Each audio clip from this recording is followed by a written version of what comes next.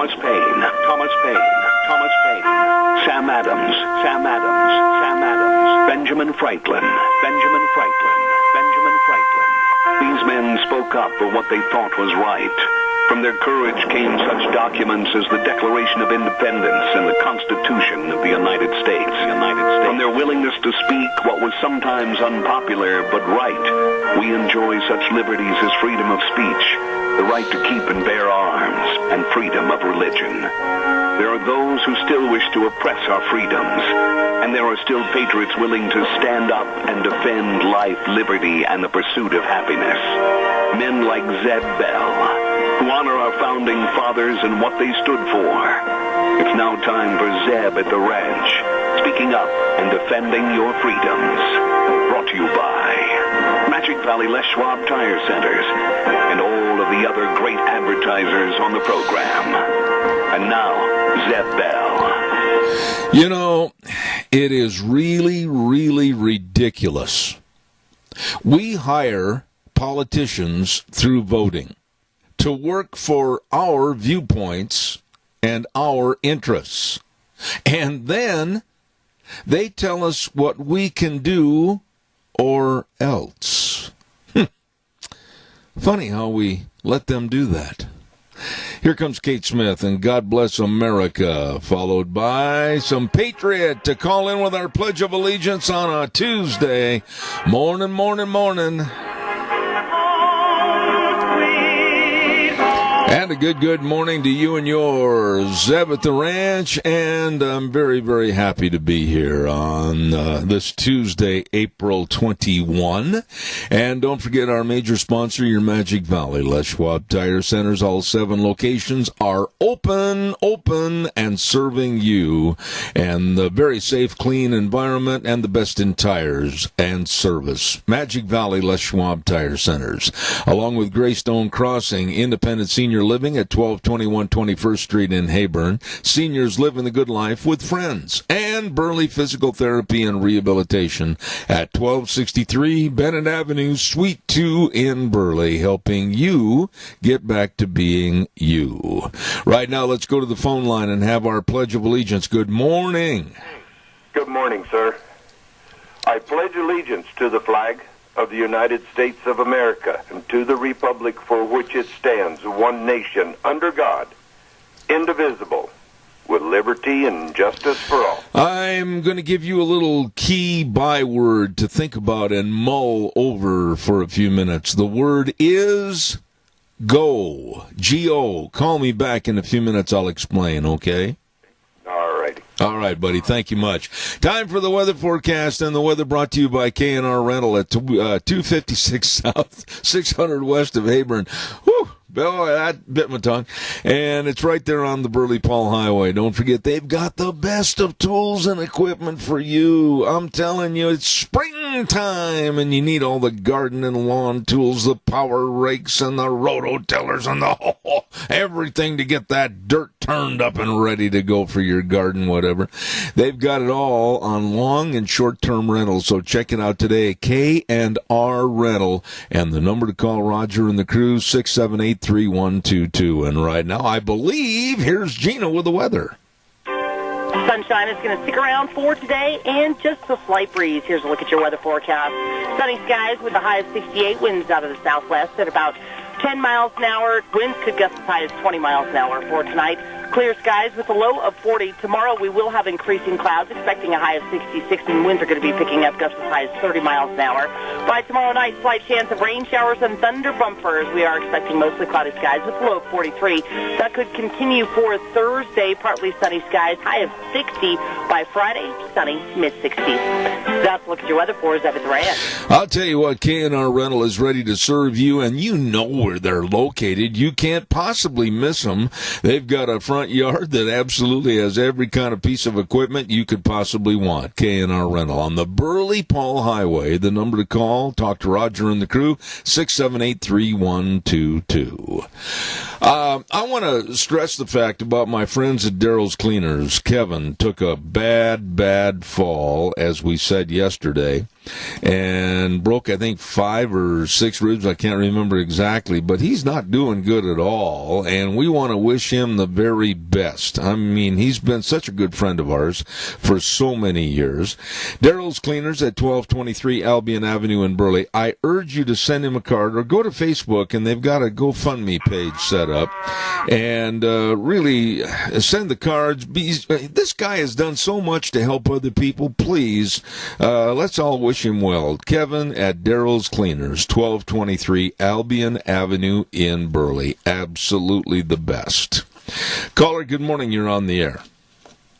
Good morning, Zeb. Well, where were you yesterday? Kevin there. I hope he has a full recovery. Me too. By the way, where were you yesterday? I had an early morning doctor appointment in Twin Falls, and to get there and find out that gas prices were higher than they were in Burley. Yeah.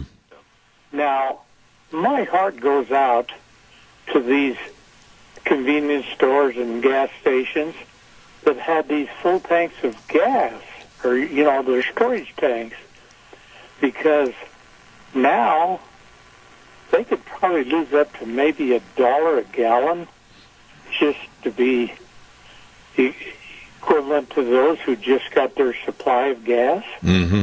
It's really going to be a tough thing. And it reminds me of the farmers. They plant their crop early in the spring with hopes it's going to be worth the money in the fall. Yeah, absolutely.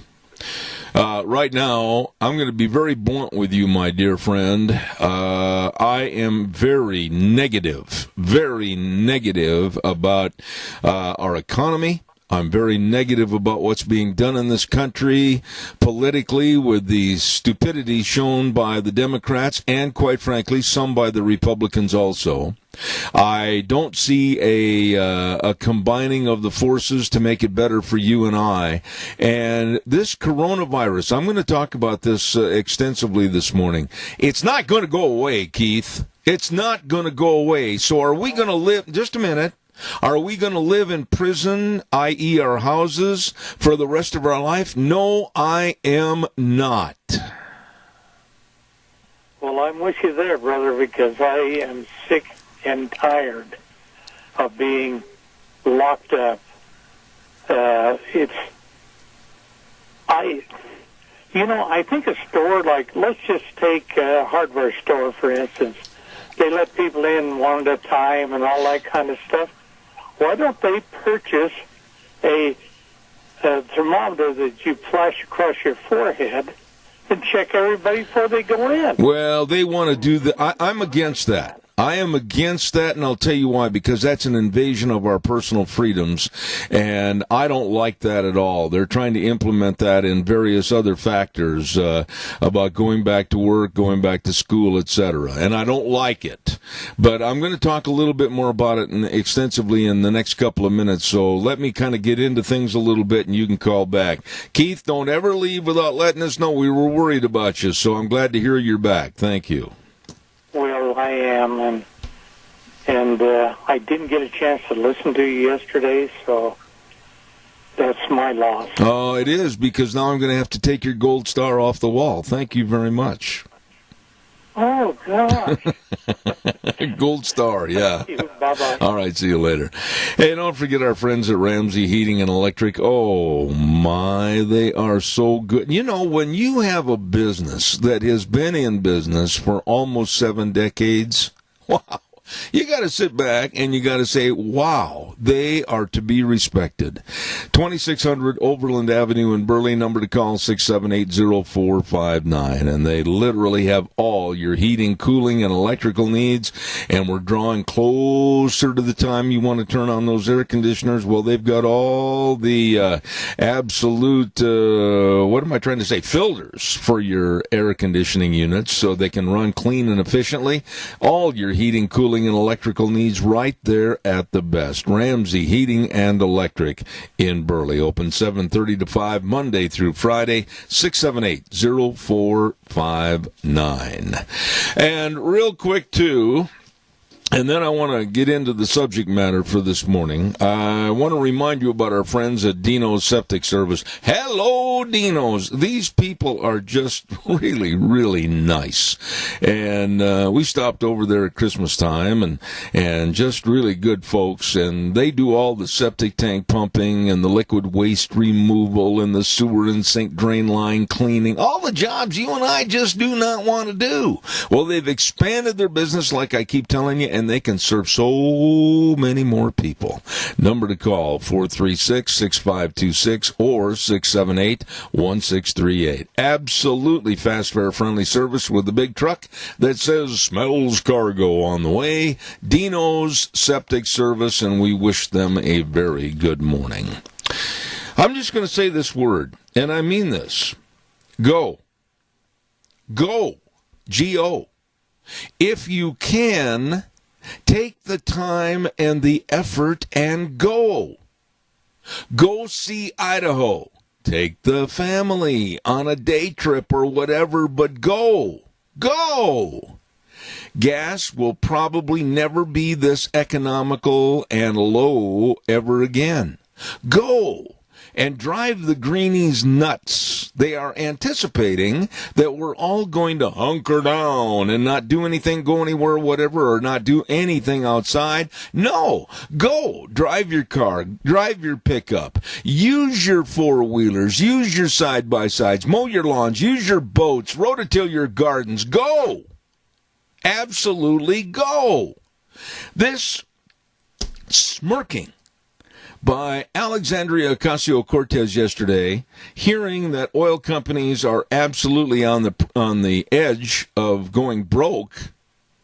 No, that's not good for anybody. Sure, we condemn the oil companies. Sure, we have cussed and discussed them over high prices in the past. But we don't want to see their energy go by the wayside. It's an open door into the abyss of green energy, the stupidity of the Idaho powers, etc. We don't want that. You and I are already paying through the nose. Well, it's going to get worse. We need to support the oil companies. And therefore, I am telling you to go. Go! You know, it'd be kind of fun to invite Alexandria Ocasio-Cortez and Al Gore and others to go with you. Go! Enjoy your life. I am in a mood from yesterday, and I will not stand for some of the calls I had yesterday on my cell phone correcting me and said, oh, no. Oh, why, we've got to stay home. We've got to stay in our living room. Why, we cannot go out. And I say to that, barnyard fecal material. I am going to go out and enjoy my life, what little God has left for me. Go. Go and enjoy. Please. Calls welcome, 436-2244, 1-866-927-4587. Evidently you don't agree. We'll take the next call. Stand by, caller. Want to remind everybody about a good old boy, and that's Kevin with Certified Pest Control. And I urge you to go to his website, avoidbugs@gmail.com. They're now offering advanced spider and bug treatment. There are spiders all over everything, starting at just $39.95, and that comes with a 3-month guarantee. This guy is good. I know because we've used him for years. During the COVID-19 pandemic, CEPC, which is Certified Pest Control, is dedicated to keep the pests away, and they do a wonderful job. No contracts, no awkward door-to-door sales. Book your appointment today. Go to a website, avoidbugs@gmail.com. This old boy is the best. Kevin, thank you very much. Caller, good morning. You're on the air. Good morning, sir. Yes, sir. Yeah, I was thinking about go, and I was trying to think, okay, what would he be talking about? And I was trying to think of something funny, and I couldn't. Well, do you agree with me or not? I do. I went Sunday. All right. Took my boat, put it on the Minidoka Dam, turned around a little bit, done social distancing. I didn't get within 20 feet of another boat. So And you're outside, you're in the fresh air. Wheels, there's a little feedback there, if you would. You're outside in the fresh air. There is nothing healthier. Nothing healthier. You sit in a closed, confined room, and all the germs are going to stay there. The air is going to be stale. Come on. These people are nuts telling us to stay inside. Exactly. You need vitamin D, which you get from the sun, which helps your immune system. Yeah. And I'm not advocating. You've never heard me advocate. And by the way, caller number 2, out of respect to you for waiting, just stand by. I'll be there in a minute. But you've never, ever heard me say to go out and purposely try to endanger someone else or yourself. I have said, like I said yesterday many times, after I coughed, wear your mask, rubber gloves, sanitizing, be careful, social distancing. But you got to get outside and live a little bit, Dougie. Yes, you do. I mean, it would be a sad day if all we did was sit inside. It would be a sad life. And what you got to ask yourself, is the cure worse than the disease? Absolutely. Absolutely. I'm just going to say this. This has been used as a political ploy. You know as well as I do that when they start arresting people for a daughter and a father playing catch in a park, which is virtually empty of any other human beings, and they arrest them, that's absolutely beyond power. And I hope the father sues the police department. Arresting and throwing Tom Brady, former New England Patriot quarterback, out of a park down in Florida because he was training and running all by himself. There wasn't another individual there. This is nothing more than a power play to take total control. Since when can a politician, by making an order, disregard our Bill of Rights? Well, they're doing it. They are. They cannot take away your rights. They cannot take away your rights to worship. They cannot take away your rights to assemble, to protest the government like they have been doing in cities all around this country. They cannot take away your rights to go to church. Well, worship your God the way you want to. Now, hold on just a second. Let's read the First Amendment as it is. Okay, Doug? Just so people might need a refresher course on the words. It says, I'm not going to change one single word. Congress shall make no law respecting an establishment of religion or prohibiting the free exercise thereof. Oh, wait a minute. Why, we were told by government officials we couldn't go to church.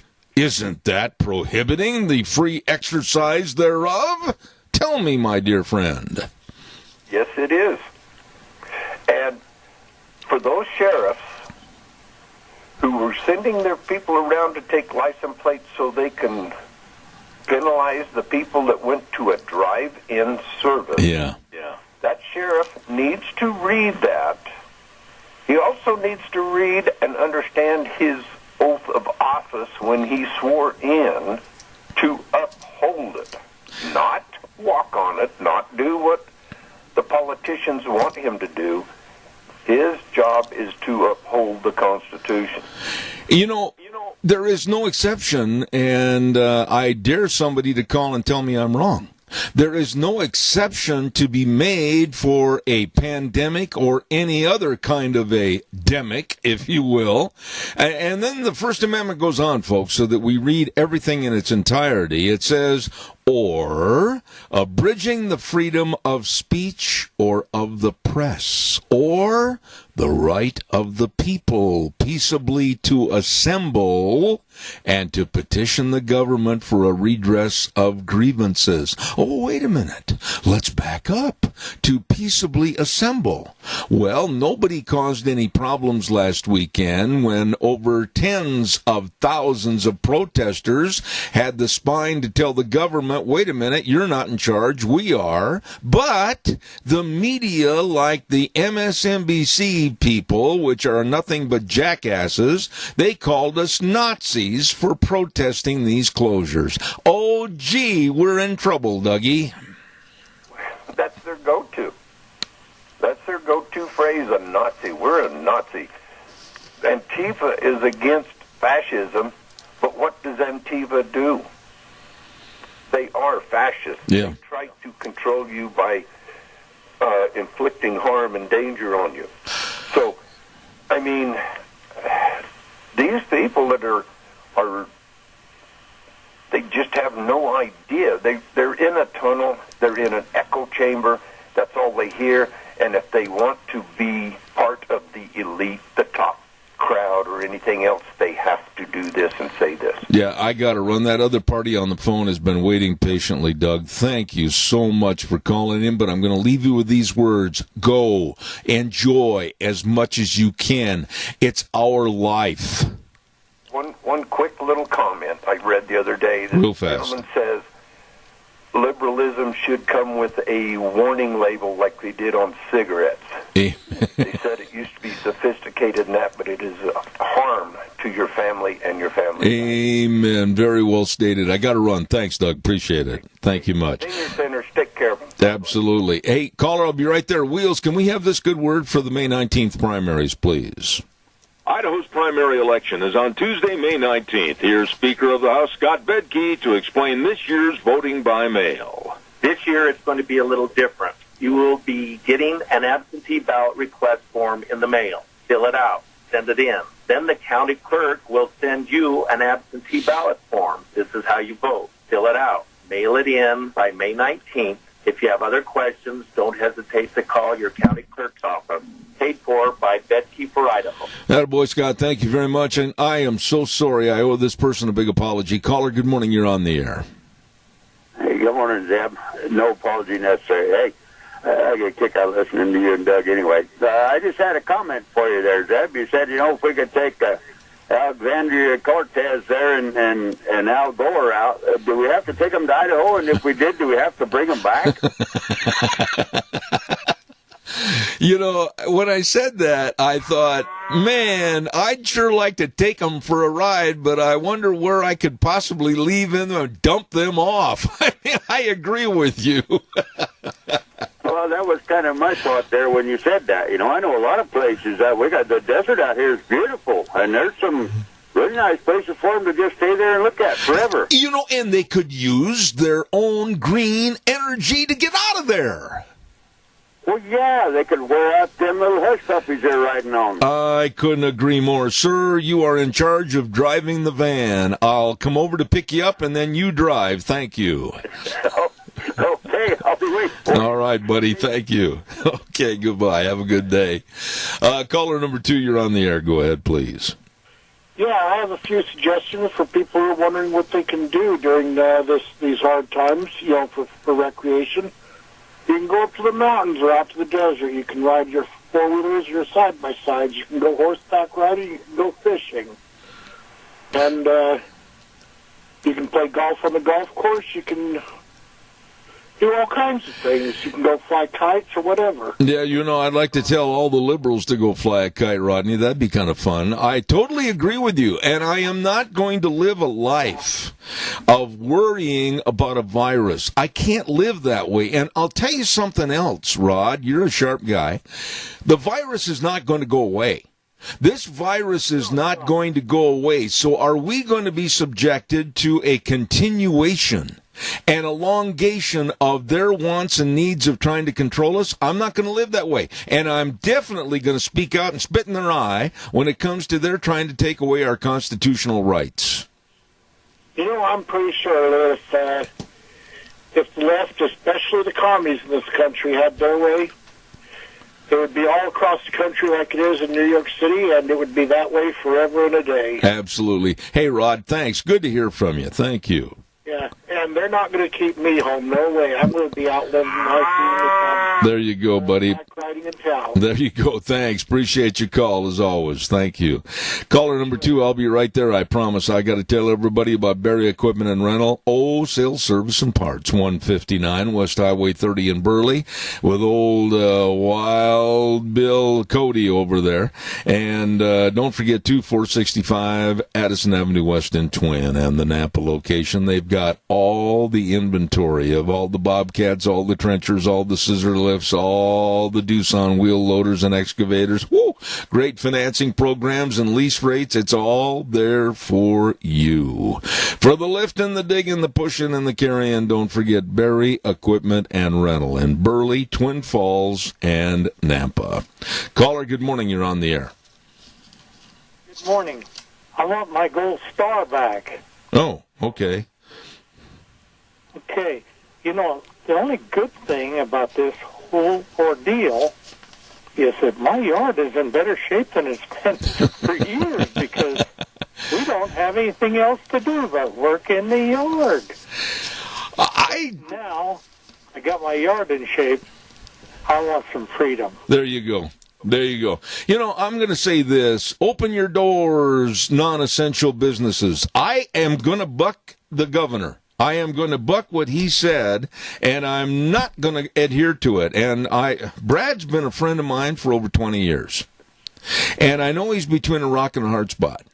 But I cannot adhere to people calling me on the phone that are advertisers on this program, and there's tears in their voice and in their eyes, and they don't know what they're going to do. I'm not going to adhere to that anymore. I honestly think that the terminology, and I said this yesterday, and I'm going to stand behind it, that when you start classifying businesses as essential, they can stay open, and non-essential, they have to close their doors. That is just absolute bunk.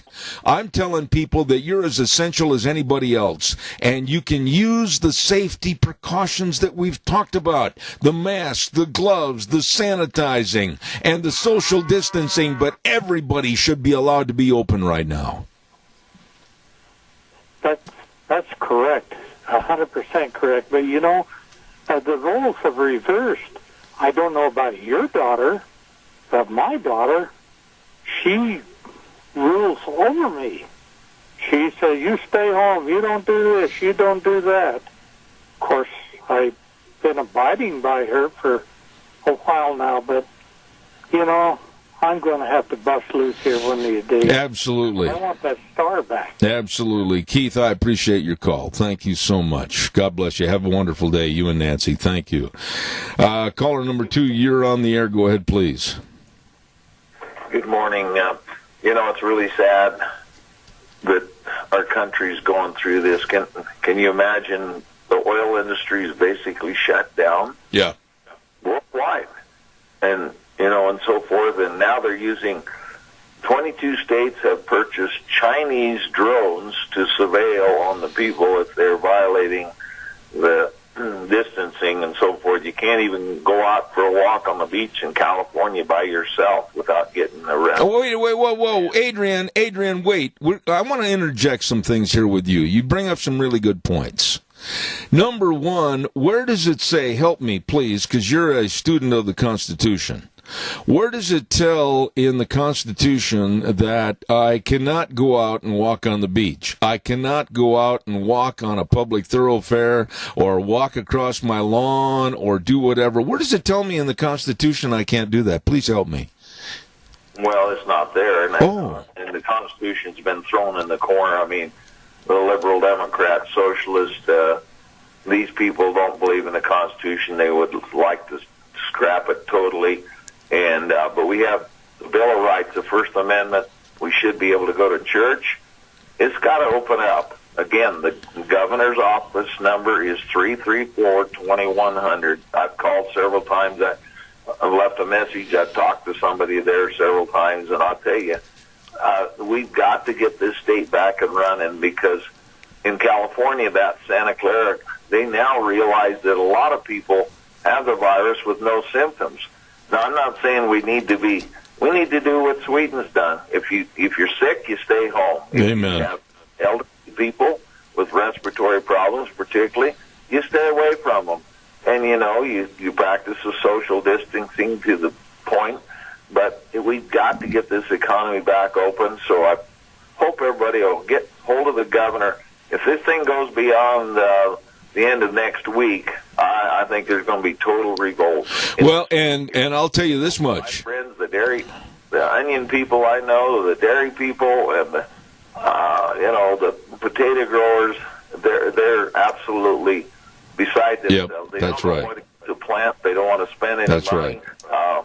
They're just really between a rock and a hard spot, and because of this whole shutdown. And it's all about getting rid of Trump and destroying the economy, and they're doing both. I'm not going to argue anything that you said. I agree with you. Adrian, thank you very much for your call. God bless you for your viewpoints. I appreciate it. I agree with what he just said. I agree with what he just said because the more I look at this thing, the more you look into what's going on. Come on, folks, just for a minute, bear with me. Since Donald Trump threw his proverbial hat in the ring to be president, there have been those that absolutely said, oh, no, we can't have that. Then he wins, okay? And we hear all about dossiers. Oh, phony news, fake news, didn't happen. Then we start hearing about various reports. And then we hear about Russia collusion. Then we hear about the Mueller report. Then we have all these investigations. We have bug-eyed Adam Schiff stand there day after day after day saying we have this proof, we have this evidence, and nothing came to any kind of fruition. The guy's a liar. Now, all of a sudden, after the trials and tribulations of the Mueller report and Russia and everything else, all of a sudden, we have the releasing of a pandemic virus that just really has put the whole world into a tailspin. Kind of funny the way that worked out, isn't it? Caller, good morning. You're on the air. Yes, good morning, Zeb. I think one of the major problems that we have is Nancy Pelosi, for all of her political life, all she had to do to destroy somebody is pick up a telephone. And along came Donald Trump, and he put a stop to that, or just about anyhow, he was trying to. And now, in order to get back at Donald Trump, she's willing to destroy you and me and the rest of the country. And that's what the major problem is. I'm not going to disagree with the thing you said. I'm going to look at it, and I'm going to say, Tony, I have a tendency right now this morning to agree with you. I don't think that there is any humanity in politics. They've lost it. Oh, absolutely. And where Pelosi is concerned, that woman belongs in a mental institution where she can no longer do any damage to this country. Well, I think that she will go down in history as one of the all-time lows for politics. Tony, the very best. I hope you and Mary are doing well.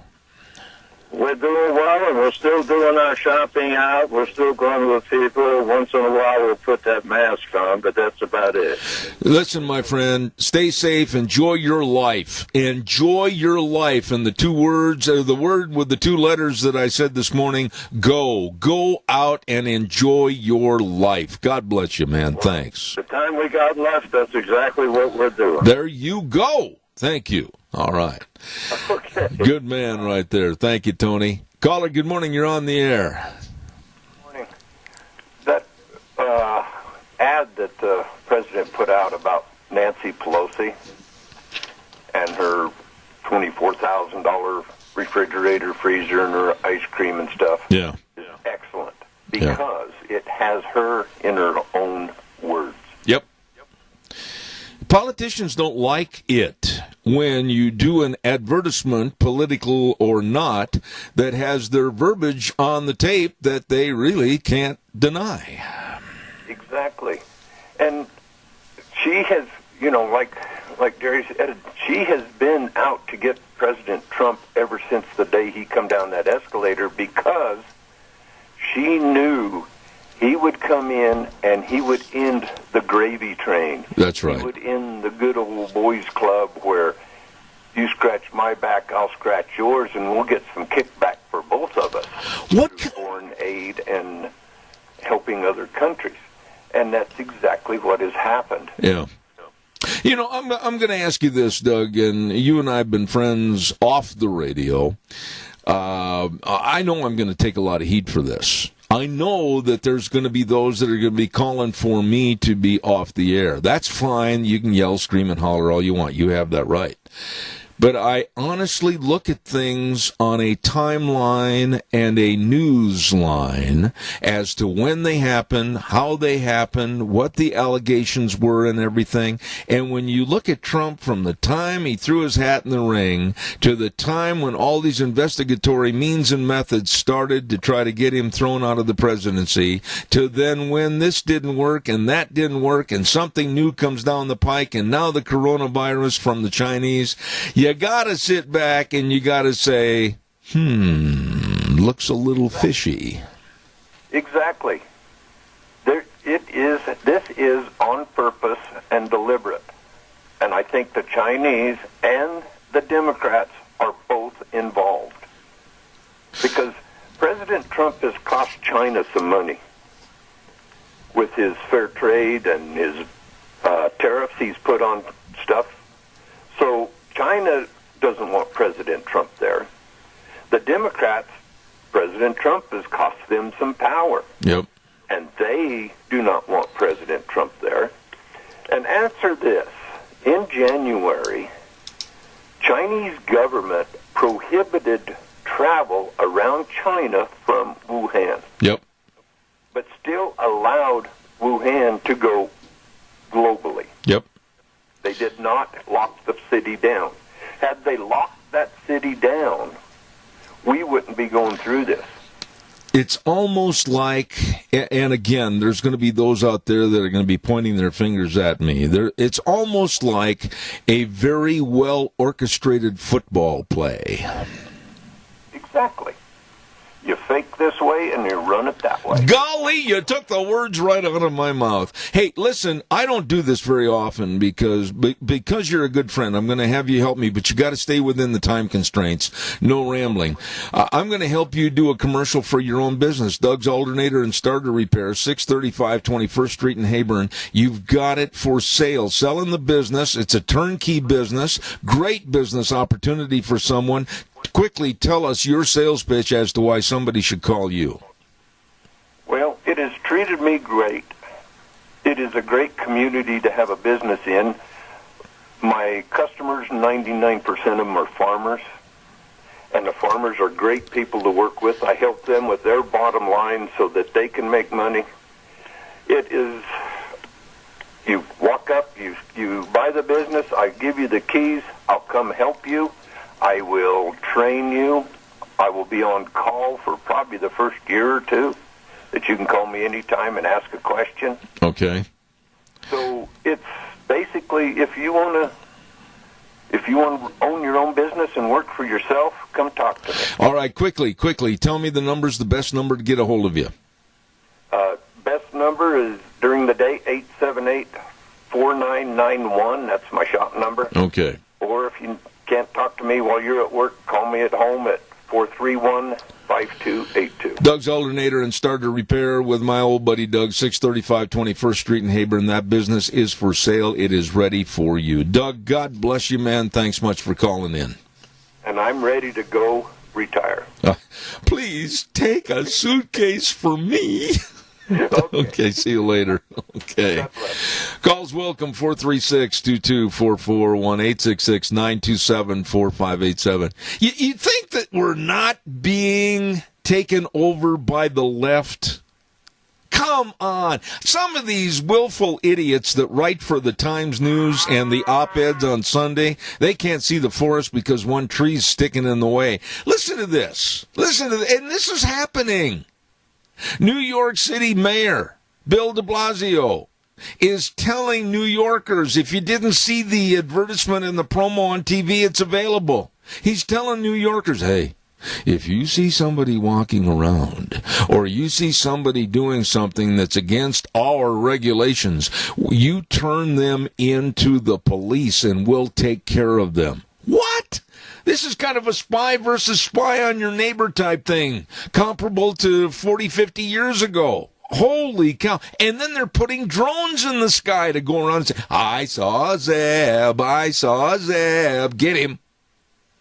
Caller, good morning. You're on the air. Well, at this point, if it gets to 60, and it might, but we already know that is, what we've already been experiencing with the regular flu. But how many of those deaths were of something else? And but they called it the COVID-19 flu death. Yep. There was a baby who drowned. They did a test, and they said it was positive, but we don't know that. And that baby was said that it had COVID, died of COVID, and then they used it as an example. Now, young people that are dying of COVID, they're smokers or vapors, and smoking is bad, vaping is worse, and that's the reason why they're at risk. And healthy people aren't even, it's just like every day at the end of you hear on this station, Ben Shapiro comes on and talks about how many people have already gotten over it. And whether or not Brad Little likes it or not, herd immunity is a big thing. Well, stop for a minute. Randy, wait a minute. Herd immunity. Okay. But the virus is not, like I said, it's not going to go away. Medical experts have said this virus, now that it's a contagion for the world, you can help with a vaccine or something, but this virus is going to regroup and reinforce itself and possibly come back in the fall and winter. What are they going to do to tell us in the wintertime? Are they going to say, hunker down, don't leave your house, we're going to make sure that we stay here for 4 months until it's springtime again? Randy, we can't live like that. I won't live like that. And it's time that we started standing up and saying no. Well, this is what was so disappointing about going to the State House steps along with 1,400 other people. Not a soul came out and said, listen, you are Idahoans, you deserve a statement, even if it was just from somebody who wasn't the governor, but the governor's office. Nobody said a word, nobody cared. We were mistreated in the media, not here. Mostly the Boise TV stations. And so it was a terrible thing to think that, when we force people, fascism, to do something, it really is, in some respects, a scary thought. I don't want to say it because the word, about Germany, it's just overused.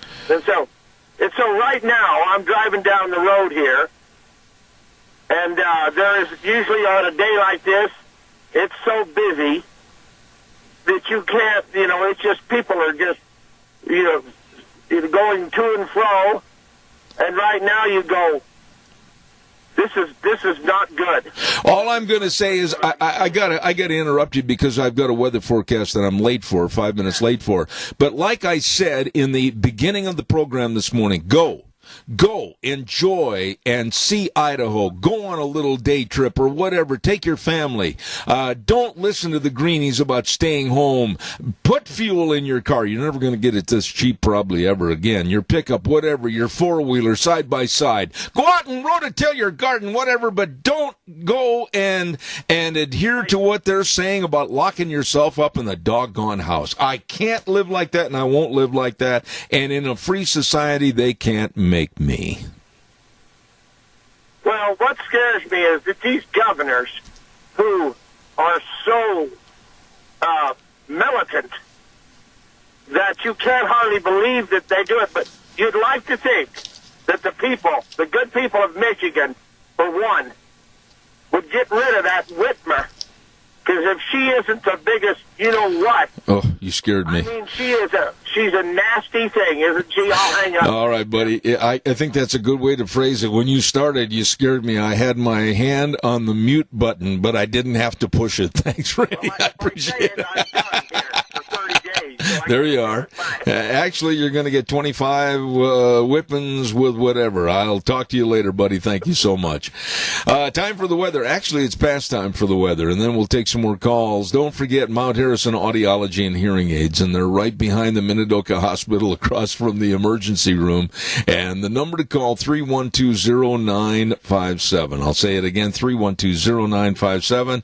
And their phones are open 9 to 5. I really want you to call if you're having any hearing health problems. Please don't put it off. These are the professionals, and they're offering drive-up clinics during the hours of 10 to 3. Find out more. Give them a call, 312-0957, Mount Harrison Audiology and Hearing Aids. And right now, here's Gina with the weather.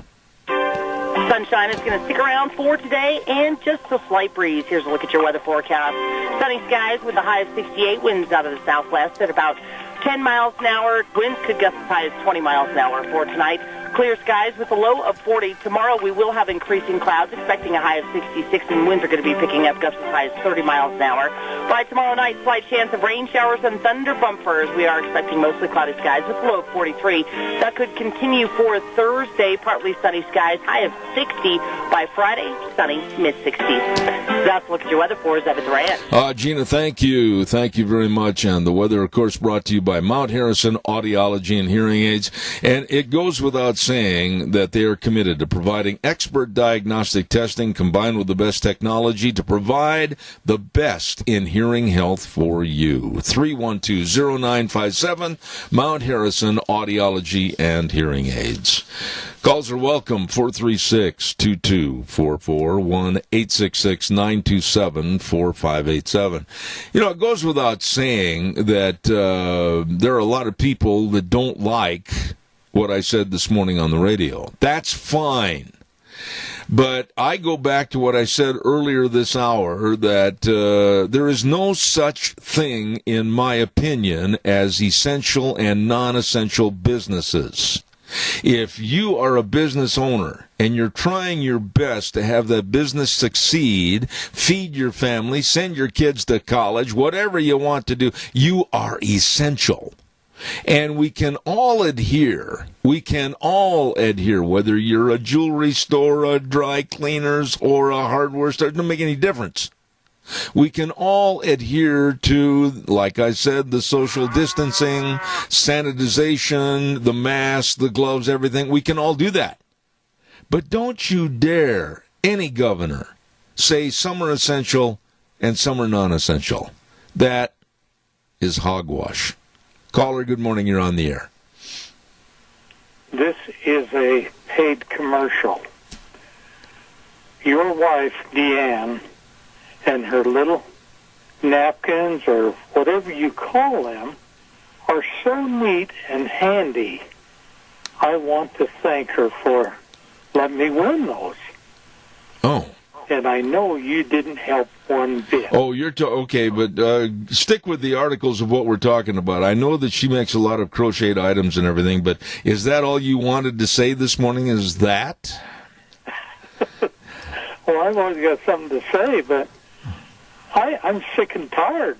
That's what I want to say. Well, good. Say it. I want to be free. And Governor Little, the president was smart when he put this in the hands of the governors, because otherwise he'd be taking all this blood himself. Governor Little is in a bad spot. I admit this, and I've said it earlier. I said it yesterday. I've said it 20 times.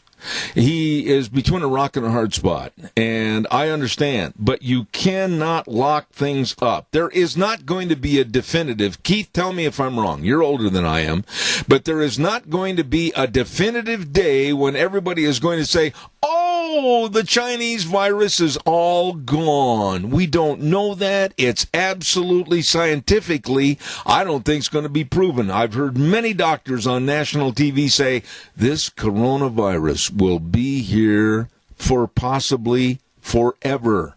So are we all going to lock up, shrivel up, and die in our homes? I am not going to live that way. Well, Zeb, I'm exactly 10 years older than you, and I've seen a lot of things come and go, mainly these viruses.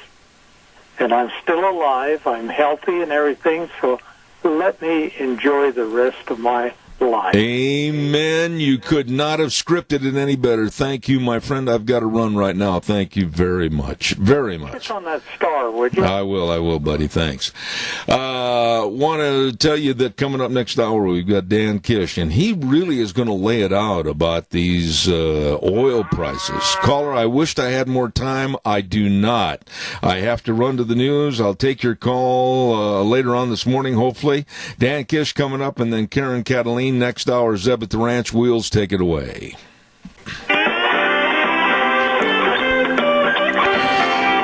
Good morning on a Tuesday, April 21st, and if we haven't riled you up yet in the first hour, we'll do it this hour. Brought to you by our major sponsor, your Magic Valley, Les Schwab Tire Centers. All 7 locations are open and serving you. Safe, clean environment, and the best in tires and service to your vehicle. So stop in and see them today, your Magic Valley, Les Schwab Tire Centers. And, of course, don't forget Burley Physical Therapy and Rehabilitation at 1263 Bennett Avenue, Suite 2 in Burley, helping you get back to being you. And Greystone Crossing Senior Living at 1221 21st Street in Hayburn. Seniors living the good life with friends. Wheels, old buddy, old pard. How about this good word for Western Waste? From the canyons of the Snake River and all across southern Idaho, we're all at the Georgia struggle. Western Waste Services, we care about our community, our resources, and this free land. Western Waste Services is landing ahead. Always at Georgia struggle. Western Waste Services. The service is absolutely impeccable. They do a great job, whether it's picking up your garbage once a week on the route service or providing the dumpsters to you. I mean, man, I'll tell you what, we've had excellent service with them. You can too. Call, get on the route service. Western Waste Services, always at your disposal. The number to call, 734-6969. Wheels, may we have a good word for the May 19th primaries? Idaho's primary election is on Tuesday, May 19th. Here's Representative Fred Wood to explain this year's voting by mail. All citizens who are registered to vote will receive postcards by mail from the Secretary of State within the next 2 weeks. Please fill out this application to request your absentee ballot, then mail. When you receive your ballot, vote and mail according to instructions prior to May 19th. Please vote absentee ballot prior to May 19th, paid for Fred Wood campaign.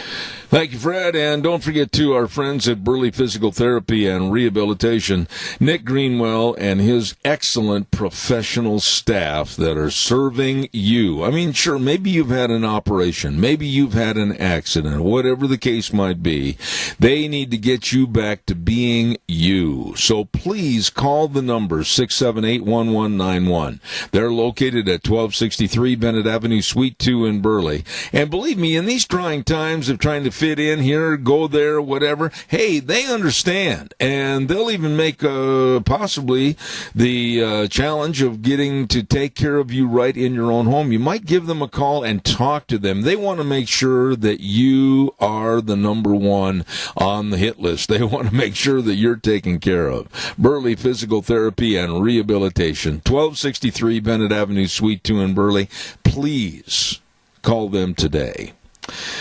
Right now, we are going to go on the phone line, and I have been looking forward to this conversation for the last couple of days because nobody knows better what's going on than he does with the American Energy Alliance. Dan Kish, my old compadre, good morning. How are you? Good morning, Zeb. You know, I really wanted to have you... You are, too. I am doing great. I'm doing great, and my family's well. Everything is very, very good, thank the good Lord above.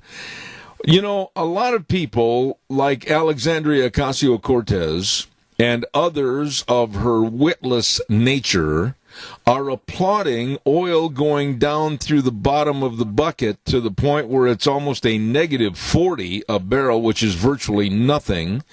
But I'm different, and I know you are too. We need a strong oil source. We need strong oil companies, or my biggest fear, tell me if I'm wrong, green energy is going to walk in the door and take over, and we're all going to be bankrupt. What are your thoughts? Well, I tell you, Zeb, yesterday was a crazy day. It was, and for some technical reasons, I don't want to bore everybody to death, but basically what happened is, I think a lot of your listeners understand futures markets when it comes to agricultural commodities, that sort of thing.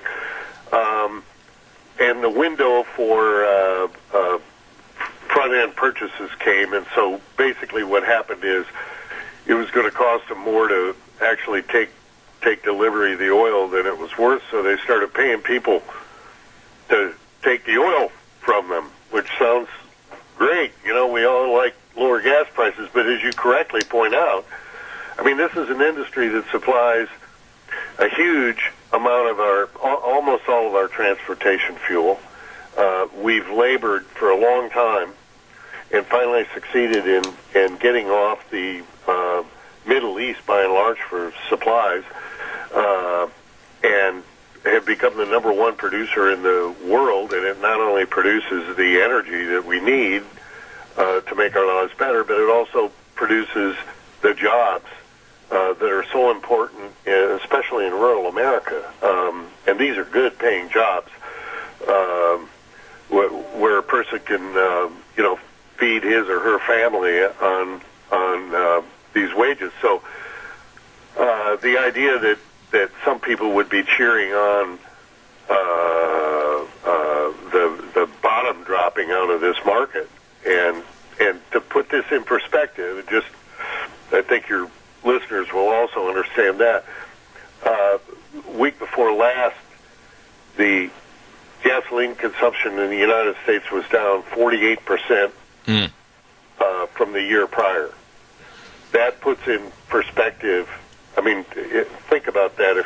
If people stop eating half the beef that they'd eaten before, or half the eggs, or half the milk, that's what's happened, and there's a whole bunch of things going on, but basically consumption across the world has dropped because nobody's flying any airplanes, nobody's driving. People are stuck at home because of these orders that these governors have going, and as long as that continues, it's going to continue to wreak havoc. When we're working, when we're making things, when we're being productive, we use energy. When we're not, when we're all on national sick leave, the country doesn't need the energy, and that's what's going on. I said earlier this morning, and my exact word was go. G-O. Go if you can. Go see your state. Buy a full tank of gas and or diesel. Go. Use your four-wheelers. Use your side-by-sides. Go use your boat. Use your lawnmower. Use your rototiller. I said go do it. I am not going to, Dan, stay in the house and vegetate. I am going to go.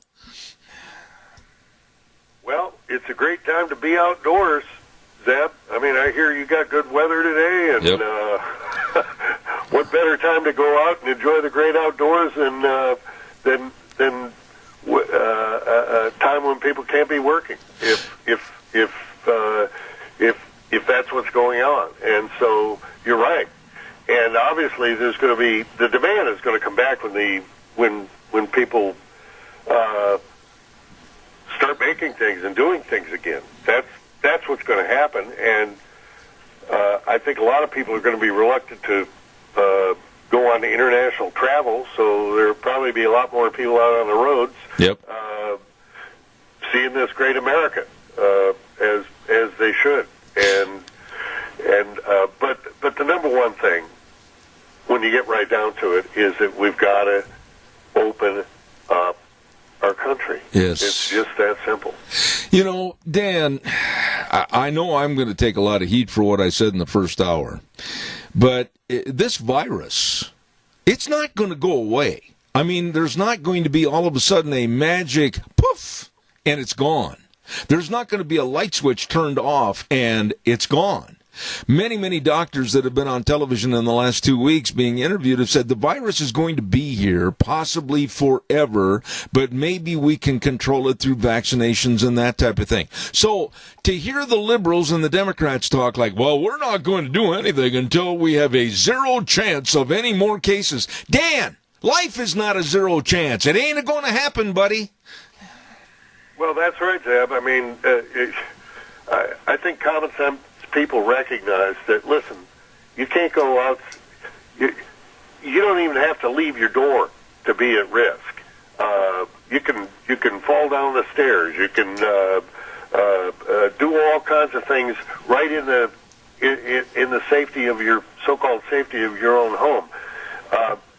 Anything you do in life brings with it risk, and the question is, what's the appropriate risk? And you know, one of the things that they're beginning to find out about this virus is a lot more people actually have it than they know. That's right. And some of the recent studies have shown that places in California, 80 times as many people have it as it shows up in their bloodstream that they've either had it or they have it, but they're not showing any symptoms. And so clearly this is going to be out there. So this is just like every other flu we've had, every other disease that we've had that potentially, whether it's tuberculosis or anything else, and we haven't shut down our country until there's absolutely no cases of tuberculosis. That isn't what we did with polio. We worked on a vaccine, and luckily Salk came up with one. And for some reason, the media seems intent on changing the way we've always dealt with risk and benefit in this country to say that the only risk we can accept is no risk. And if that's the case, then we're going to starve to death. Absolutely. You said that so perfectly. There's no such thing as no risk in anything you do. And I, for one, I saluted on the air the rolling rallies of tens of thousands of protesters that burned the gas, and I'm glad they did. They went to their state capitals. They let their governors know that they don't like being told what to do. The government's not in charge. We, the people, are. And quite frankly, our amendments, our Constitution are all in jeopardy right now because look at the guy back in New Jersey, the governor of New Jersey, when asked on Tucker Carlson about how he could stomp on the First Amendment with his closures, and he said, well, that's above my pay grade. I didn't pay attention to it. Well, evidently not. The dolt doesn't even know what the First Amendment says. Yeah, I mean, there's a lot of things that have been going on in some of these states, and I honestly don't know what you've been experiencing in Idaho. But, for example, in Michigan, people can't drive their motorcycles. That's considered unessential. Now, some people may only have a motorcycle. I doubt it in Michigan because you've got winter weather. But if they want to get out because they're stuck at home and take a drive on a spring day, the governor has said you can't do that. And you can go to buy pot at their pot stores, but you can't. You go into the Home Depot or Walmart or Lowe's or wherever, they've got a lawn and garden department, and they've got that part taped off by governor order, and you can't buy seeds to plant in your garden. And a lot of people, this is the time of the year, obviously, when you start planting. And so these kinds of absurdities, or the fact that you can take a kayak out, but you can't take a motorboat out to go fishing. And I think we talked last week about the fishing thing. Folks have got to begin to ask themselves, well, what gives the governor the right to basically tell people that they cannot travel around or that you have to have papers or something like that. And the fact of the matter is the Constitution doesn't. And unfortunately, at times like this, typically what happens is the courts weigh in later rather than early, because it takes a while to get those things going, to establish or reestablish or reprove that those rights exist in the Bill of Rights, the whole right of association, the right to gather, the right to religious, the idea that they're arresting people in some places who go to church in their cars and are separated inside separate cars, and they're arresting them. That's not American. I'm sorry. Well, you don't have to be sorry because you're telling exactly the truth. And the situation is such now that I'm very, very worried, Dan. In a free society, the bastion of free societies for all around the world, a lighthouse, if you will, and a beacon of hope to the rest of the world. Now we've got a very insidious mayor, an evil mayor in New York City, Bill de Blasio, that is telling New Yorkers, 8 million people, to spy on each other. And if you see someone that is outside walking, or if you see someone that is congregating with 2 or 3 friends and they don't have their mask on, turn them into the police. And they've got drones flying, too, to do this. We're living in a surveillance society, totally against the Constitution. Who's going to stand up and slap them in the face and say, no, you can't do this? Well, that's right. And when the president begins to talk about these excesses, and he's obviously, the chief law enforcement officer in the United States, when he raises these constitutional issues, they say he wants people to die. That's what the media says. I mean, it's absurd. It's absurd. And I think people are getting a good lesson in what happens when you give some politicians all the rope they can use. Yeah. And they'll hang your freedoms. They'll hang you. They speak so softly. They speak so nicely. They talk so, they care about us.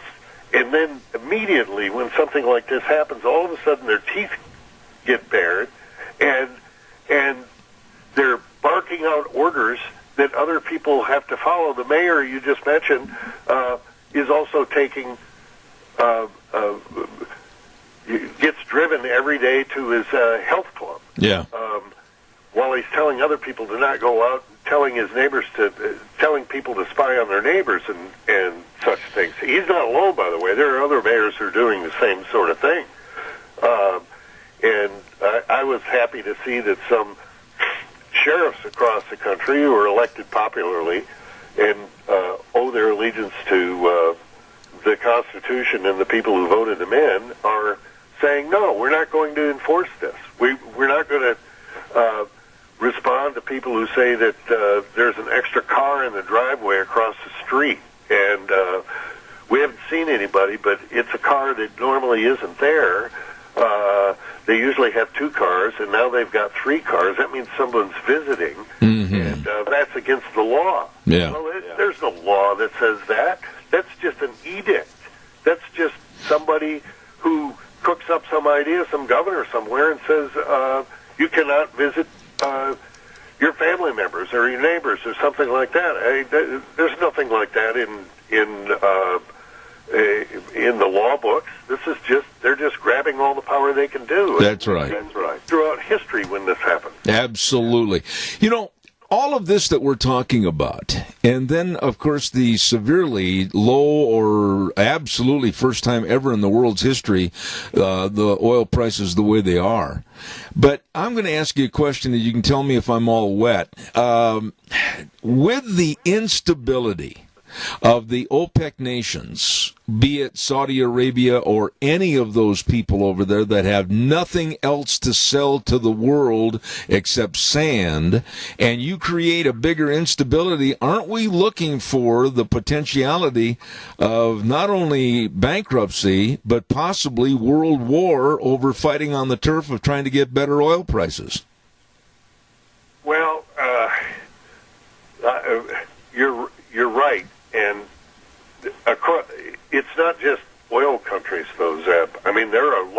places around the world that are going to be devastated by this. Countries we're not hearing about because our media is too busy, trying to get the president to stumble or something, or point out where he said one thing a month ago and has changed his policy, obviously in in changing with the realities that we've all had to live with. But at times like this, when we have a fundamental change afoot because of economics and healthcare problems, especially poor countries where they already have a hard time delivering, the potential for revolutions, that sort of thing, go way up, and so I wouldn't be surprised at all to see these sorts of things happen. Whether or not it happens in the Middle East, I don't know. I think with this new agreement that they've got that will kick in next month, at the beginning of next month, there will be a reduction in production, and we'll get back to a place where our folks aren't laying off everybody in the oil fields. We continue to produce. So. Absolutely. Dan, I just wish that we could just sit and visit, put our boots up on the porch rail, and just sit there and talk for hours. But time dictates that I have to say goodbye for this morning. But I'll definitely look forward to having you back on next Tuesday. God bless you, man. Stay safe, stay well, and thank you. God bless you. Take care now. All right. Thank you much. Dan Kish, American Energy Alliance, and I really appreciate his friendship and his being on the program. Thank you very much. Want to also issue a great big shout-out and thank you to some very nice people, and that's, of course, the folks at Hanson Mortuary at 710 6th Street in Rupert, led by Joel Heward, his family, and his staff, serving you and your family. When there's the passing of a loved one in your family, everything just goes up in the air. You don't know what to do, what has to be done. Wait a minute, take a deep breath. Hanson Mortuary always provides the families they serve with the best possible support and comfort, and upholding the highest ethical standards with unquestioned integrity. They are there to serve you. The number to call, 436-5636. I'll repeat it again, 436-5636. Hanson Mortuary in Rupert. And Joel Heward also serving you and your family at Morrison Payne Funeral Home on East Main in Burley. Oh, my goodness, in just a few minutes we're going to have a lovely lady from Colorado come on our program, Karen Cataline, and she's been here many times before, and we look forward to having her insight. Don't forget, Let's Ride. Oh, my goodness sakes, 270 Highway 24 between Rupert and the World. Now, they're closed on Mondays, you know that, and then open through Saturday, and I urge you to call. Now, I'm going to really specify the number today of 436-4771. Again, 436-4771. Why do I want to highlight that number? Well, I want you to call, because if you need service work done on your four-wheeler, side-by-sides, whatever, now this month of April is the time to do it, because they're offering 15% off on all service work. So don't put that off. Give them a call. Get scheduled, 436-4771 at Let's Ride, 270 Highway 24 between Rupert and the World, and this is where the fun is sold. Absolutely. Ladies and gentlemen, I want to remind you, too, that over in that neck of the woods or that part of the desert, whatever, our great friends, Cameron and Siemens Insurance. Highway 24 in Rupert. Now, they do have all your life insurance needs, health insurance, retirement planning, employee benefits, all of this and so much more. They really are dedicated and accessible and devoted to serving you. What do you have to do? Nothing more than just pick up the telephone, call the number at 436-4424. 436-4424. Make an appointment and make sure your family and your business is protected. Cameron and Siemens Insurance. Highway 24 in Rupert. Absolutely the best. Oh, my goodness sakes. Good morning to you and yours. And right now, let's go to the phone line and say good morning to a lovely lady that's been here many times in the past, Karen Cataline. Good morning. Well, good morning, Zeb. How are you doing? We're well, doing very well, and I hope the same is true for you. Doing great. The protests are working. They're helping. They're happening. How do you like that? I love it, and I'm going to tell you something, Karen. You may be on a lot of radio programs, but I don't think you'll be on anyone that's as conservative as this. I absolutely have had enough, and when I stress the word enough, I said earlier this morning, I'm urging everybody to go. Go see their state. Go buy gas. You'll never buy it this cheap again. Go start your pickup and your car. Go start your lawnmower, your four-wheelers, but go. Don't be cooped up. Go in your boat, whatever. I absolutely am not going to live my life behind a closed door and a window. Well, and you don't even have to be a super conservative to appreciate freedom and liberty and the fact that, well, I just have a new post out just today on the blog at KarenCataline.com called, what's it called? The People Answer the Mayday Call of Distress. What we found out is even Jared Polis in Colorado, who the very next day, after continuing to restrict people, suddenly out of nowhere decided that he's lifting a lot of restrictions, but, you know, staying home is still safer. Well, gee, I don't think he read that thing about the fact that sunshine kills the virus. He still wants to control our lives. He still wants to tell us how to live. And that's what all leftists want to do. Let me ask you, Karen, and I know you probably have a good answer on this, but why are we, the American public, why are we not standing up and saying to outrageous governors and their edicts and the liberal left, the Pelosi's, etc., wait a minute. When did you destroy and erase the First Amendment? You can't tell me to do this. You can't tell me to shut my business down. You can't do anything like this, but people are doing it. Well, it took them a while to realize it. You know, as a matter of fact, that's exactly what I'm talking about, exactly what I'm writing and reporting about. The fact that it took Michigan to take the first step. Everybody knows that the first people that stick their neck out make it safer for everyone else. Mm-hmm. I thought it was appalling at how easily people gave up their freedoms, but they wanted to be reasonable.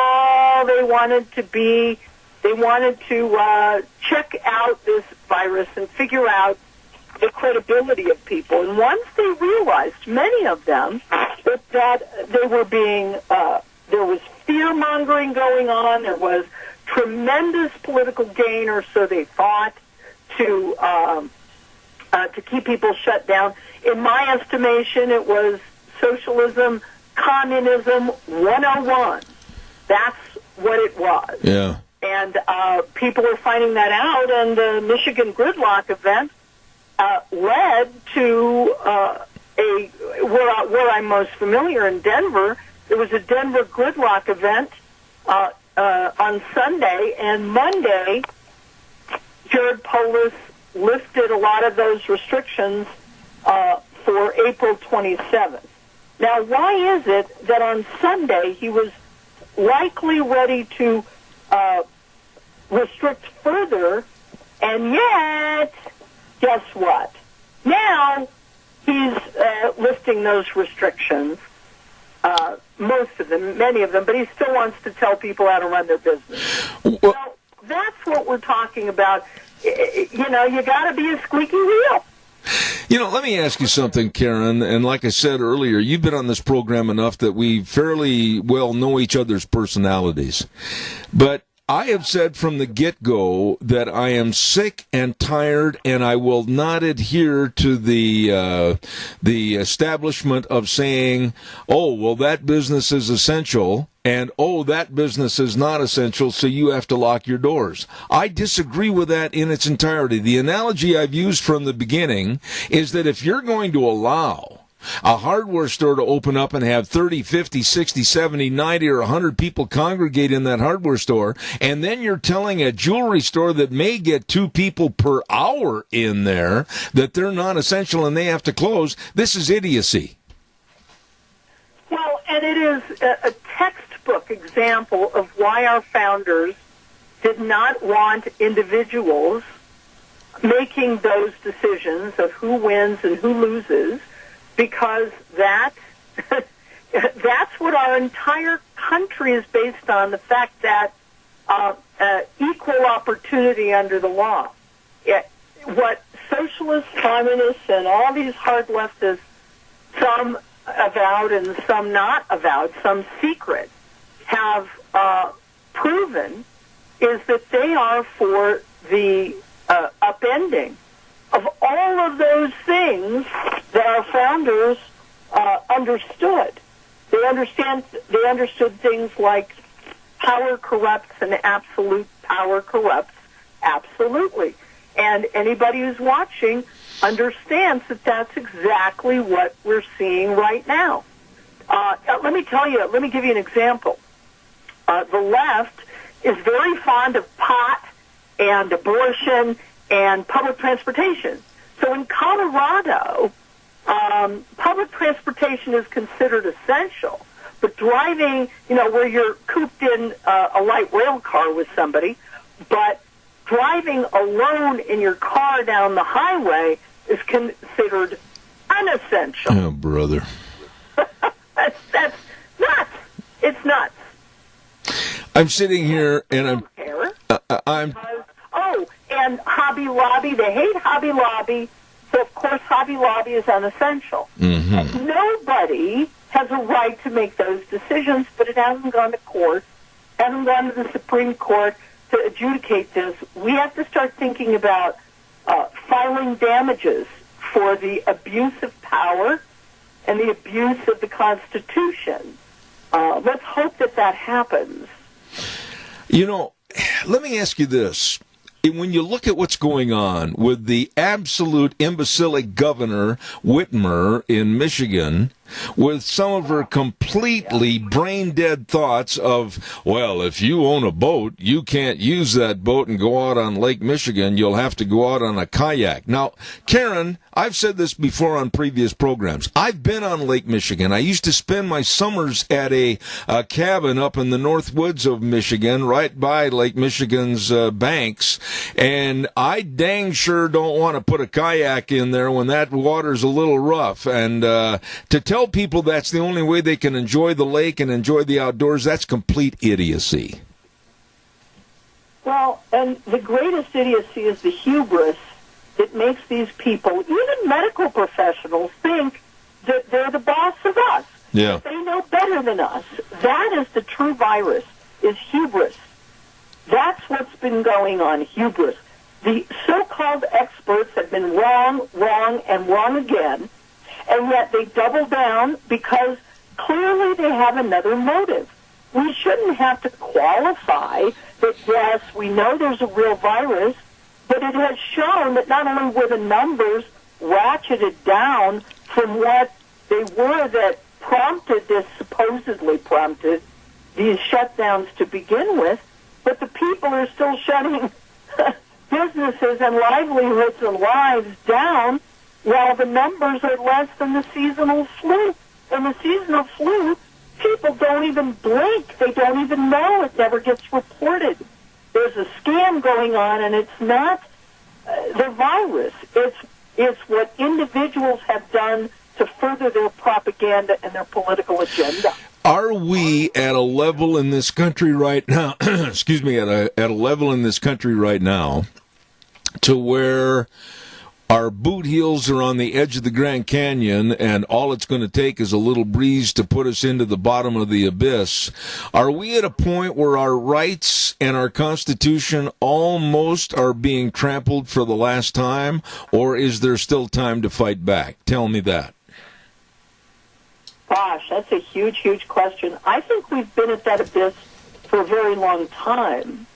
And the people who are most terrified of their ballywag, their rice bowl, and their socialist, globalist agenda for the world continues to be threatened by one man who was sent to the Oval Office in Washington, D.C., to shake things up and say, we're not selling out the country anymore. I maintain still to this day, and I will continue to, that if, God forbid, Donald Trump started playing ball with these corrupt, treasonous politicians and their funders and benefactors, suddenly the hatred towards Donald Trump would dissipate and disappear. Mm-hmm. It is because he stands as a threat to them and to not only their agenda, which many Republicans sadly are on board with, but the blackmail, the two cornerstones of corruption, bribery and blackmail. So the bribery, the blackmail, people getting rich, doing business with China, and on it goes. We wouldn't know any of this stuff if it weren't for Donald Trump, the exposer-in-chief. So, yes, we've been on the edge of the abyss for a long time, and November 8th, I think it was, 2016, I decided that we had been given a reprieve. But when you see how hard they fought to overthrow a duly elected president who stood to stop them, you see just how ugly the corruption has been. Mm-hmm. With that being said, I'm a little hesitant to phrase this in a certain way, but I think I'll be very blunt and just come out and say it. With our Constitution and our values and our amendments being stepped on and kicked apart by politicians that are not very smart, like the governor of New Jersey, that when asked about the First Amendment, he said that's above my pay grade, we may have to resort to civil disobedience in this country. Well, we are. We are actually doing that. That is exactly what is happening. That's what, in fact, it gives me an opportunity to tell you that one of the groups, many of the groups, that grew out of the gridlock events, the one in Denver, is a website people can go to called MaydayUSA.org. MaydayUSA.org. Mm-hmm. And that was before Jared Polis and others.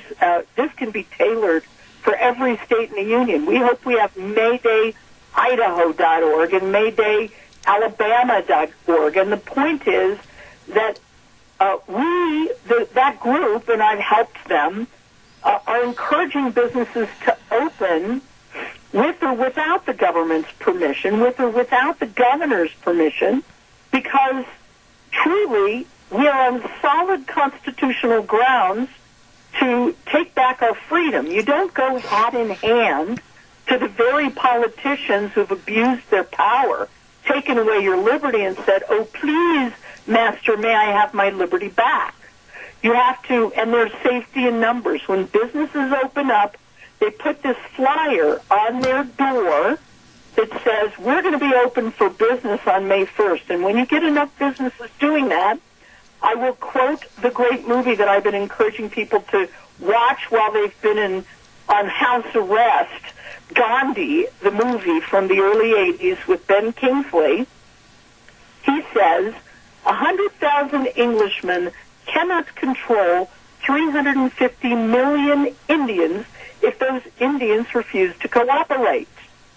So nonviolent resistance, civil disobedience, as it's often called, is That movie is a treatise, is a master class in nonviolent resistance. That's what it is. Yeah. But when you have governors like this New Jersey governor that is saying he didn't and wasn't aware of the First Amendment and it was above his pay grade, and you've got Whitmer in Michigan making these terrible edicts that somebody can't plant a garden, my goodness, getting outside in the fresh air and planting a garden, and you've got other stupidity that's being shown by Gavin Newsom and many others that are all against the First Amendment as far as respecting an establishment of a religion, prohibiting the free exercise thereof, or abridging the freedom of speech, or the right of the people to peaceably assemble. All of these things are going down the drain right now, and nobody except a very small minority of people are standing up and saying, no, back off. You can't do that. Well, but people are. I mean, I thought that they gave way too much order to these dictators, but this is a classic example of why our great founders created the separation of powers. They knew that power corrupts no matter who you are, no matter what party you have, and that's why it's so important. The more people that stand up and say, you know, you've given us false information, you've abused your power, you went way further than was not only necessary, but it's clear that you're ignoring the facts on the ground. We will no longer listen to you. You need to listen to us. And that's what freedom is all about. Freedom does not ask permission to exercise, you know, God-given rights. Look at the fear that they imposed on the public. It was preposterous. Yeah. Now, I would maintain that the hysteria that the media and these politicians engaged in, believe me, if this were, God forbid, the bubonic plague, you wouldn't have to muster up fear. You wouldn't have to try to fearmonger. It would be obvious to people. But these people do not respect adults' free will. We have to teach them and show them. So I would encourage people to take that flyer at mayday.org, maydayusa.org. It started as a Mayday Colorado, but it's now maydayusa.org.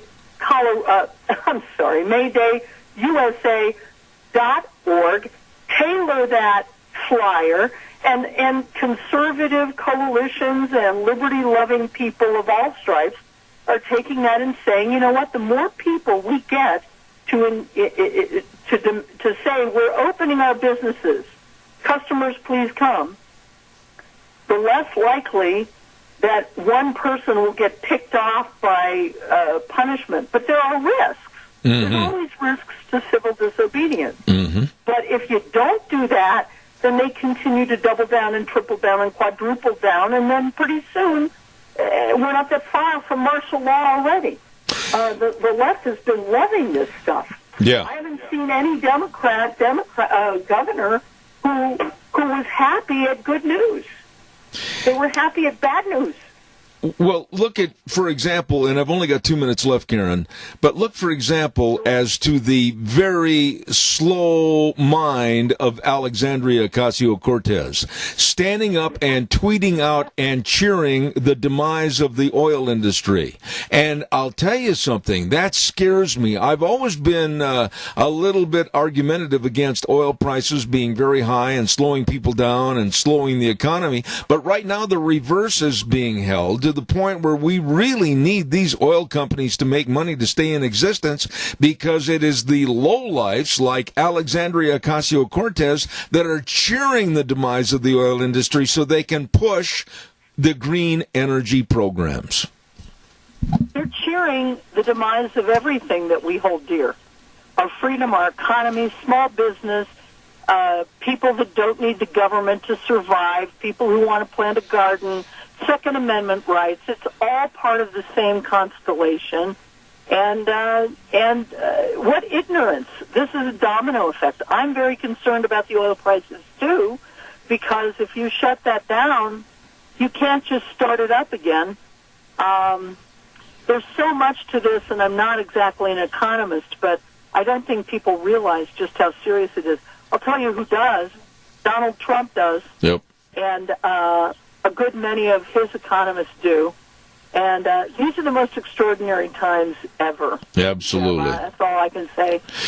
May I just ask people if you care to read my latest piece, borrowing from The Wizard of Oz, you can go to KarenCataline.com. I write op-eds, blogs. I have a podcast on Fridays at 2 p.m. Eastern called Spouting Off.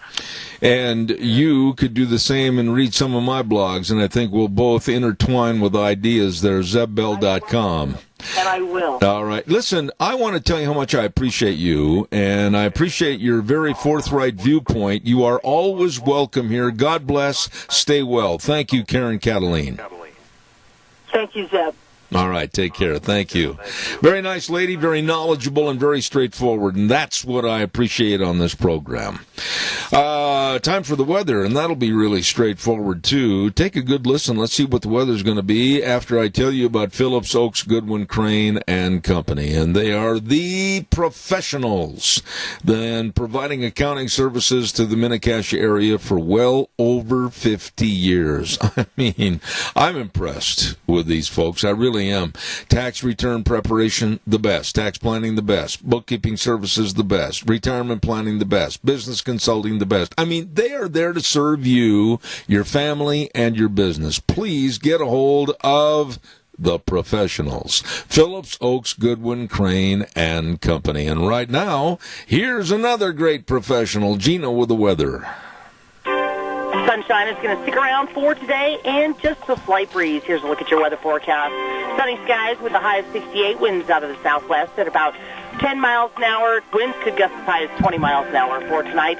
Clear skies with a low of 40. Tomorrow we will have increasing clouds, expecting a high of 66, and winds are going to be picking up gusts as high as 30 miles an hour.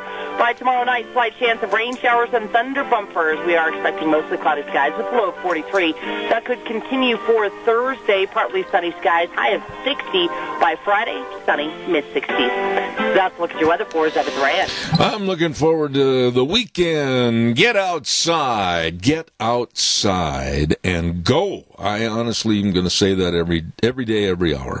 Don't forget Phillips, Oakes, Goodwin, Crane, and Company. Again, the best in accounting services, help you if you're starting a business or maybe changing it over, enhancing more employees, wanting to enlarge the business, whatever. They can help, they will help. Please get a hold of them today with offices in Burley and Rupert. Phillips, Oakes, Goodwin, Crane, and Company. Excellent folks. Wow, I got time for a call. Give me a jingle, 436-2244, 1-866-927-4587. I want to remind you, too, about my old buddy, emphasis on the word old buddy, Scott Gano Landscaping and Sprinkler Service. I'm telling you, the winds that we had really were making a mess out of the trees, and the shrubs were all damaged and everything. And if you need trimming, now's the time to get it done, and also to get your fruit trees trimmed. Why is that hard to say? Fruit trees trimmed. There we go. Scott and his crew, they are excellent. They can get the job done. And also for any landscaping ideas, don't forget to call them. Scott Gano Landscaping and Sprinkler Service, number 438-2485. I'll repeat it. Write it down, 438-2485. Scott Gano Landscaping and Sprinkler Service. Maybe you heard... Maybe you didn't, but North Korea's Kim Jong-un was in a maybe situation, according to what we heard earlier this morning at 4 a.m., and the condition was not good. They said he was in critical condition with heart problems. This guy is at least, they estimated, 110 to 120 pounds overweight. and he was going in for heart surgery, and they said he was in critical condition, and there was a lot of speculation that if he didn't make it, the reins of the North Korean government would be handed over to his sister. He's killed almost all of his other relatives, but his sister is still alive, and they were speculating that maybe she would take over the regime of North Korea. So I have not had a chance to peruse the news and find out exactly what his status is right now, but earlier this morning, he supposedly was not in the best of health. So Kim Jong-un of North Korea. What have we got cooking for the rest of the morning? Well, I'll tell you what, at 10:06, we're going to have our good old friend, Dr. History, and I thoroughly enjoy those tales of the Old West, and very unfortunately, in one of the last few times we're going to do this, we're going to have him in the studio before too much longer. It's just a lot more fun, it's a lot handier, but today it's going to be via the phone line. And then at 10:30 this morning, we're going to have another gentleman that's been on my program numerous times, president of LabMD, and he's going to be talking about, and he's got the knowledge to talk about the coronavirus and the possible escaping of that virus from the laboratories over in China. And that's with Michael Doherty. So we've got a full program yet to go. Leave the dial right where it's at. Zeb at the Ranch, okay, right here on KBAR 1230 AM. Quick note, a very quick note, that don't forget, if you want to get lunch ordered from the Senior Center on Overland tomorrow, call today. Call today and have it ready tomorrow, 878-8646. They need to know how many people are going to eat, how many meals to make up, so call that number, 878-8646. Wheels, I'm going to turn it over to you, old pard. It's all yours.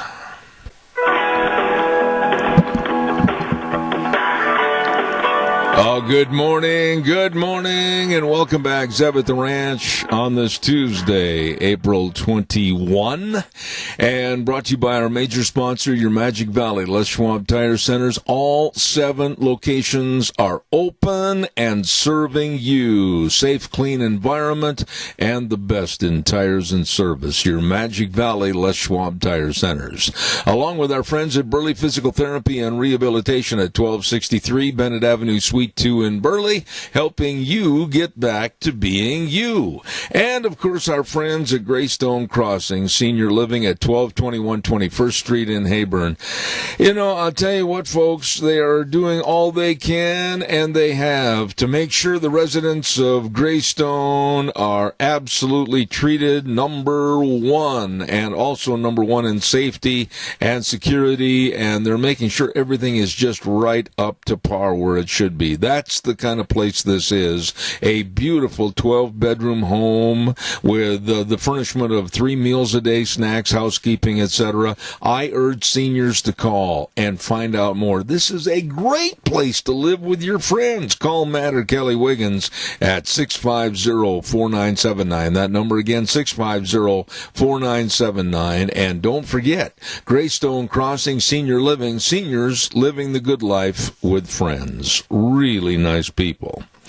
When I talk about nice people every day on the program, I have to mention, too, the Lon Hardy and Sharon Wilmot. Now, why do I mention them?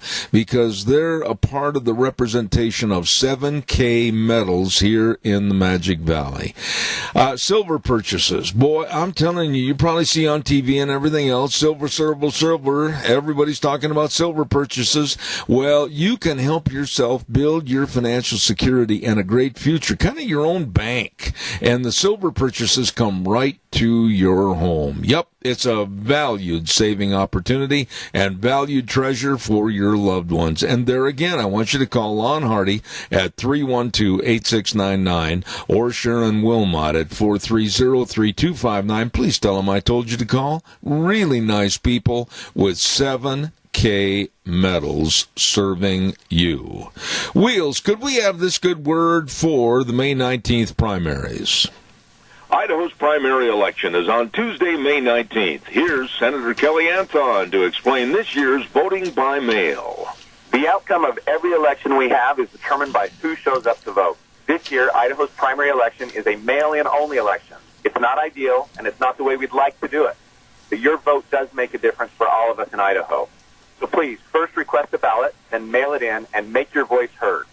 This message is paid for by the Anthem for Idaho Senate campaign. Thank you very much. I appreciate it, Kelly. And right now it's time for my buddy. Good morning, Dr. History. How are you? Good morning, Zeb. It's a beautiful sunny day. Great day today. It's a great day to get out and enjoy. Go drive someplace. Go see something. Go do something. Oh, yeah. Yep, it is. So today, Zeb, I want to dedicate today's show to 9-year-old Gus. He's a fourth grader in Jacksonville, Texas. Oh, my. Gus wrote to me, and he requested a story on Quanah Parker. Uh-huh. So we're going to talk about Quanah Parker, and I want to thank Gus, this 9-year-old fourth grader. Him and his dad love listening to the show down there in Texas. So I'm going to talk about the Quanah Parker. Well, I'll tell you what, I've announced a lot of events down in the Lone Star state of Texas. I've got a lot of friends there, and you just have at it. Thank you very much. So Quanah Parker, okay, he was a man born to greatness. He was forged in the fires of the hatred between the two warrior races, the Texans and the Comanche. Now, his Comanche name was Quanah, which meant sweet-smelling or fragrance. But his white enemies called him Parker, kind of out of a certain grudging respect, and in his lifetime he lived in two worlds, red and white, and he excelled in both of them. Now, his mother was Cynthia Ann Parker, and I'm going to talk, after I talk about him, I'm going to talk more about Cynthia, his mom. But she was a white girl abducted in 1836 on a raid on the Parker settlement. The raid was led by what would be Quanah's father, Comanche war chief Peta Nakona. I hope I'm saying that right. But Nakona and his sons were hunting when Texas Rangers, commanded by Captain Sol Ross, raided their camp in 1860, and Cynthia, who by now was named Nada, and again, I hope I'm saying that right, that was her Comanche name. Mm-hmm. Anyway, she was recaptured with her daughter, Topsana. Now, although Cynthia and her daughter were returned to their white relatives, they both later died, and it was not until 1867, when he was attending the Medicine Lodge Treaty ceremonies, that Quanah found out that they had died.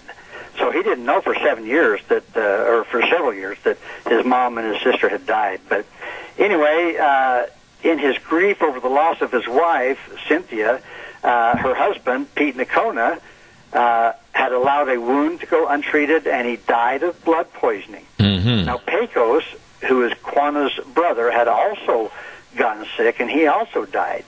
So the lone survivor of his family, the teenage Quanah, he swore vengeance on the whites who had robbed him of his mother, his brother, and his sister, and so he joined the Quahati Comanche Band, and they were in the State Plains Territory. And he soon grew to be a pretty tall, strong man, bold features, a good-looking guy. I've got a picture of him here, and he's a pretty handsome man.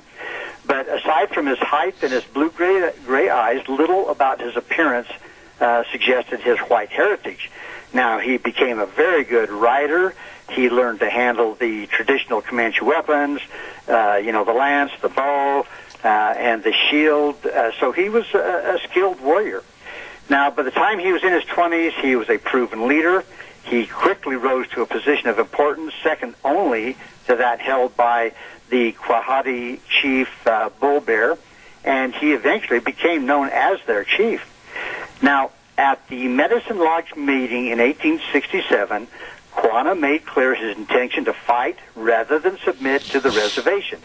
So in the following years, he raided through the Southwest. He fought with the Army, particularly with a guy by the name of Colonel Ranald McKenzie and his 4th Cavalry.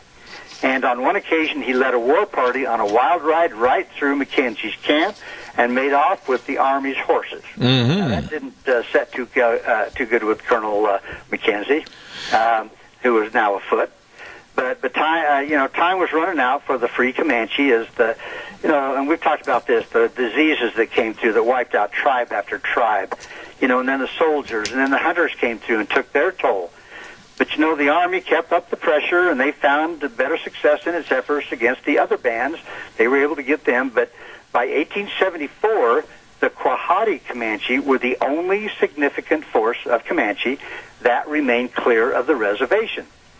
Now, also, about this time, the buffalo hunters moved down from Kansas, and they began to exterminate the great herds, destroying the Indians' livelihood, and we talked about that, too, last week, a little bit about the buffalo. But Quanah, he built an alliance between 5 of the Plains tribes for this 1874 raid against the hide hunters' settlement at Adobe Walls. But his careful plan of attack failed because the hunters were warned ahead of time. So, though Quanah took a bullet in the shoulder, he held his allies together for a siege that lasted for 3 days. Eventually, he gave up and just left. Now, in the wake of that disastrous assault, Quanah again turned to traditional but deadly guerrilla raids. He blazed a trail of fire and death across the state plains, kind of thus throwing down the gauntlet, so to speak, to Colonel Mackenzie. But Mackenzie got a little wiser and a little more seasoned from other engagements, and he was ready to pick it up. He was ready to go after him again. Now, the Kiowa, the Comanche, the Cheyenne, and Arapaho often wintered in the great Palo Duro Canyon in the Texas Panhandle. I've been there. You've been there? Yes. Is it a beautiful area? Beautiful. It's absolutely without anything coming close to it in certain respects. And it's fairly close by to Amarillo. Okay. So that's where they were, in that Texas Panhandle. Mm-hmm. And he says it was kind of a natural fortress there. Yes. And that it provided good water and grazing for these tribes to winter there. I have a question. May I interrupt you for a second? You mentioned a name earlier of I think, cavalry officer that was chasing Quanah Parker, and I think you said Sul Ross. Is that correct? Yes. Yes, Captain Sul Ross. And the reason I asked that, it caught my attention. He must have been very famous for this or something later in his career, because they named a university after him, Sul Ross State University. Oh, okay. Yeah, and I really hadn't heard of him before. So, yeah, he must have done something afterwards or something that made him famous. Right. So anyway, here we have the Kiowa, the Comanche, the Cheyenne, the Arapaho, and Quanah down there in this Palo Duro Canyon. And they pretty well thought they were safe and secure, but on September 28, 1874, Mackenzie kind of caught them napping, and he attacked. Well, his troopers managed to negotiate a trail down into the canyon before the warriors could get into position, and with rifle fire, the soldiers drove the warriors back. Then they destroyed their lodges, their supplies, and captured their main horse herd. Now, this next bit kind of makes me a little sick, but I'll tell you anyway. Mackenzie gave his scouts their choice of horses first.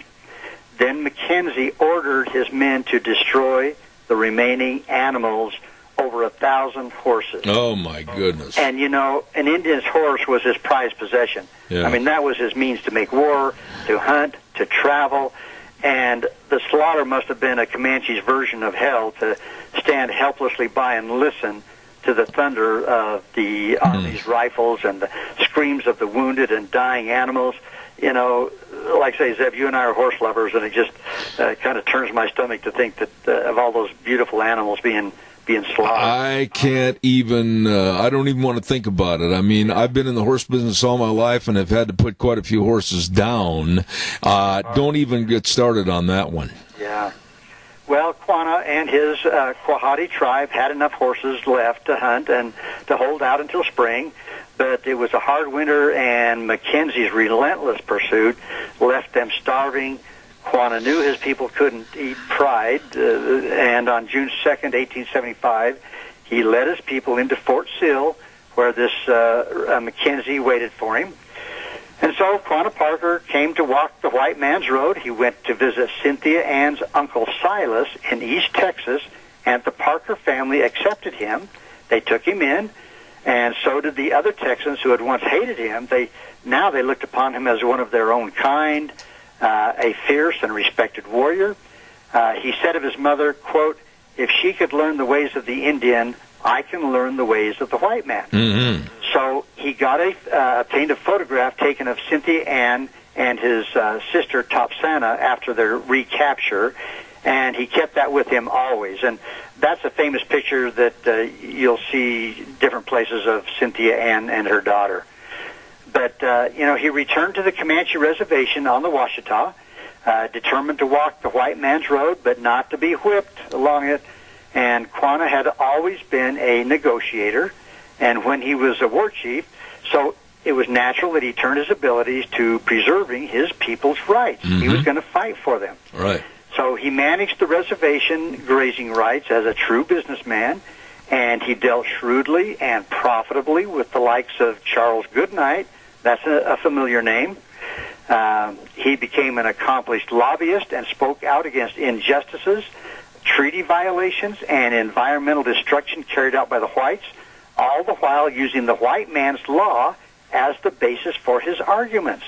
So, this was no dummy. I mean, he was a smart guy.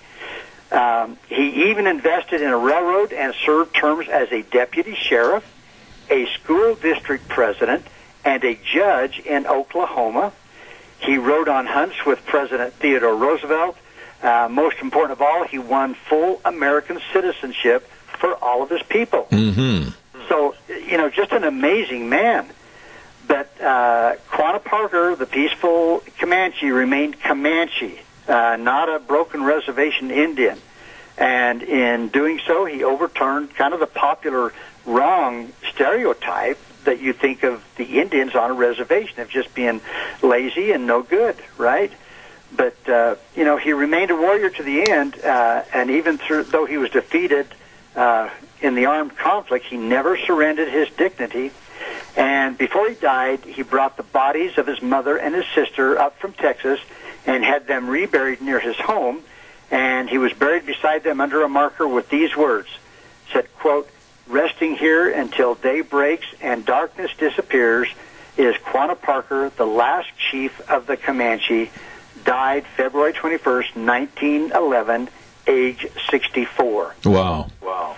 Now, I'd like to go into his mom, a little more of a story about Cynthia Ann Parker.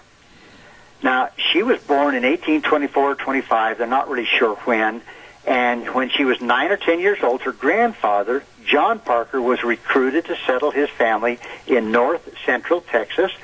He was to establish a settlement fortified against the Comanche raids, and the Parker family and some of its extended kin and surrounding families, they established a fortified blockhouse and a central citadel, later called Fort Parker. Now, have you heard of that, Zeb, Fort Parker? I have, and I was also going to back up real quick, not to take any of your time. You mentioned Fort Sill. I have been in that area. As a matter of fact, it's not too far from a town called Carnegie, Oklahoma, a little bitty place, and bought cattle in that area, rope and steers. And you talk about the Wild West, it kind of is still today. Oh, okay, that's great. So, anyway, so we move on. Cynthia's grandfather, John Parker, the patriarch of the family, had experience negotiating with various Indian nations going back to the 18th century. But on May 19th, 1836, a force of anywhere from 100 to 600 Indian warriors, composed of Comanches, accompanied by Kiowa and Kichai allies, I'm not sure how that's pronounced, but they attacked the community. John Parker and his men were caught in the open, unprepared, off guard, and with the speed of the Indian warriors, they managed to fight, and they protected some of the escaping women and children. But soon all of the settlers retreated into the fort, but the Indians attacked the fort. They overpowered the outnumbered defenders, and Cynthia Parker and 5 other captives were led away into Comanche territory. Now, the Texans quickly mounted a rescue force, and during the Texans' pursuit of the Indians, one of the captives, a young teenage girl, she managed to escape, but all of the other captives were released over a period of years when a ransom was paid. But Cynthia remained with the Indians for nearly 25 years, and she may have been as young as 8 or 9 or 11 when she was captured, but she was pretty soon just integrated into the tribe. She was adopted by a Tenouish Comanche couple who raised her as their own daughter, and she forgot her original ways and became a Comanche in every sense of the word. And as I mentioned, she married Pita Nakona, who was a chief. They enjoyed a happy marriage, and as a tribute to his great affection to her, he never took another wife, even after she had passed away. They had 3 children, of course, Quana, and another son named Pecos, and he's the one that died, and the daughter, Topsana, that also died. And Topsana, it means prairie flower. So that's the story of Cynthia and her 3 children, and like I say, she lived a happy life with the Comanche and integrated into their culture, and probably had a harder time going back into any kind of a white culture, I would think. You know, it's so interesting to hear you drop names during the dissertation that you had about Quanah Parker. And a lot of those names were left for historical review even today, with the names of towns like Quanah, Texas, or Sul Ross State University, Chief Nakona, which now is enamored with Nakona Boot Company. I mean, there's so many names that live on. Well, and Charles Goodnight. Yeah. I mean, you know, that's a famous cattle drive name that drove thousands of cattle north out of the Texas area.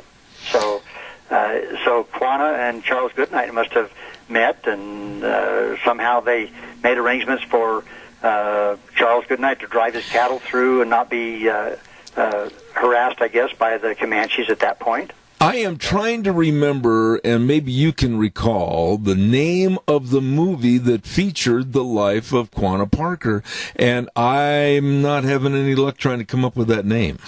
I'm not sure. I've got to describe a picture that I've got in front of me, Zeb. It shows Quanah Parker on a horse, and it's a gray horse.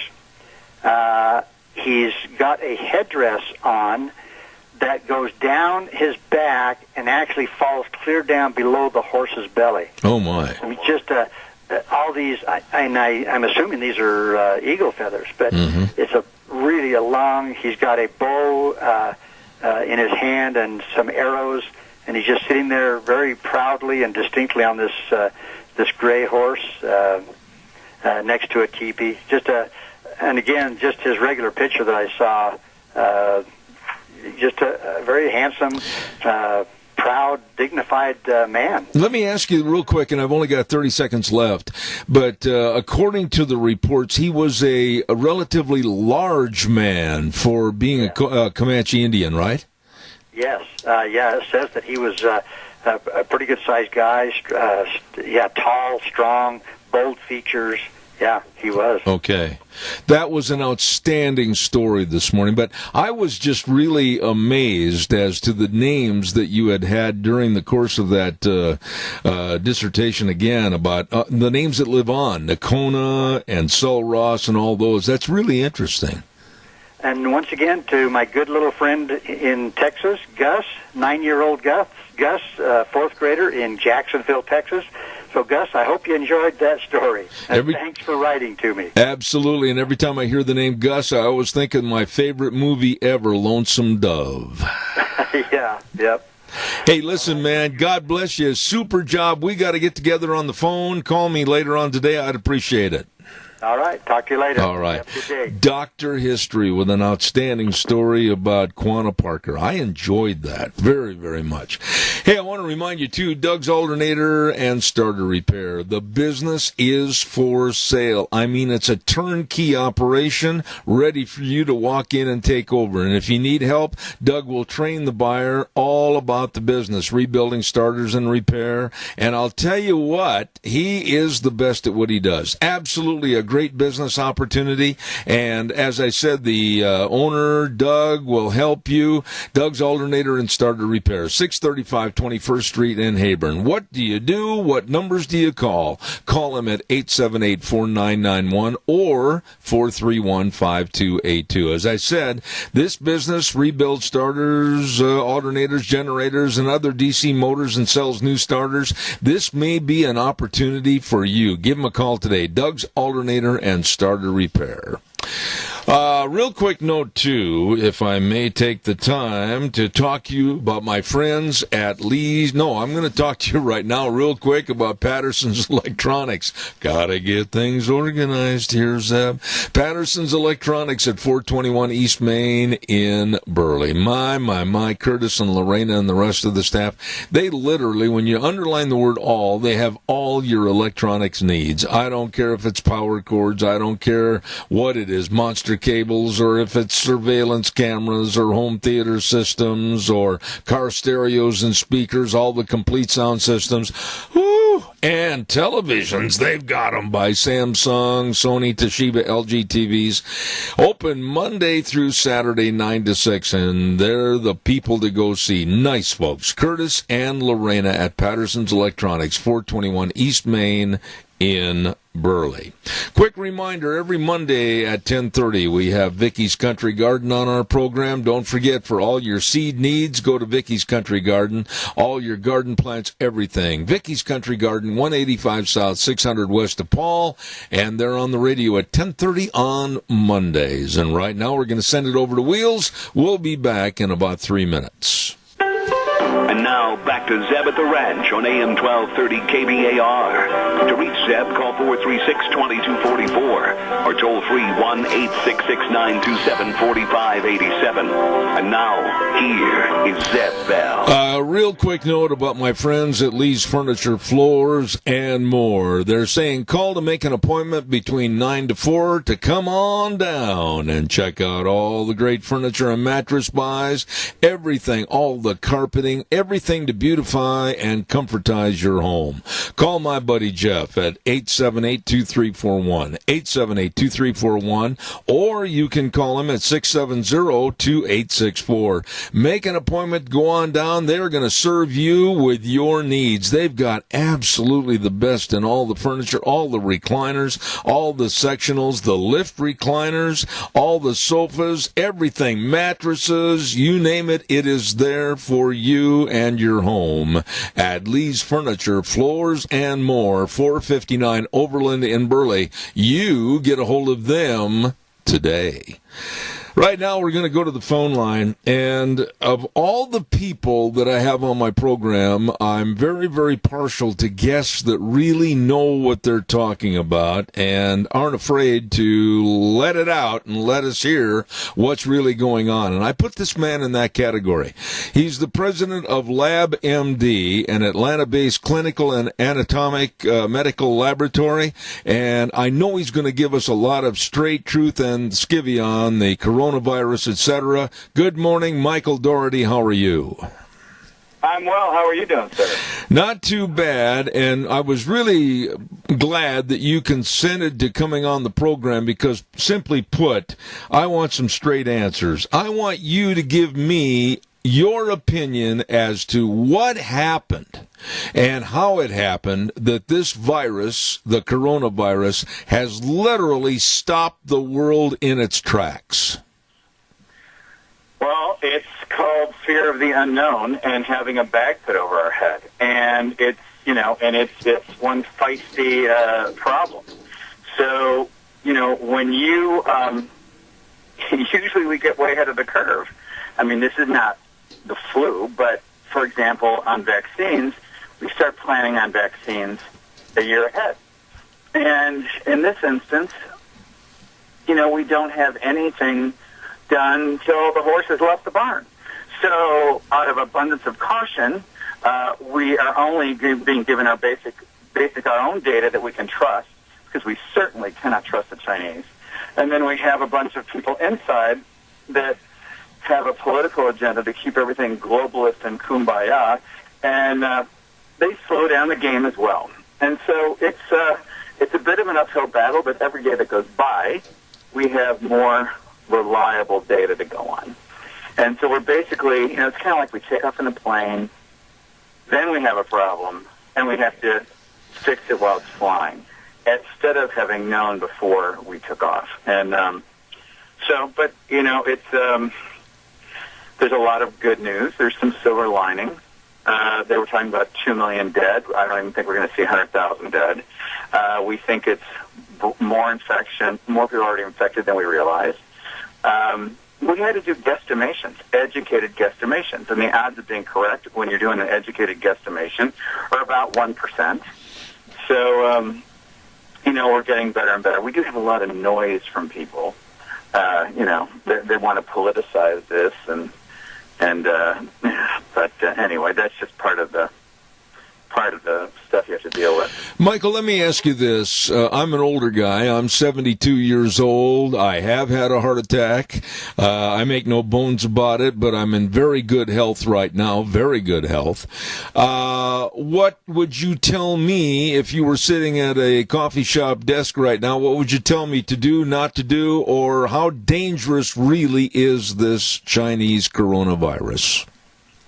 Well, look, the danger comes from the unknown. So, of course, it seems to be obviously most dangerous to people that already have a compromised immune system. It certainly isn't exclusively to that.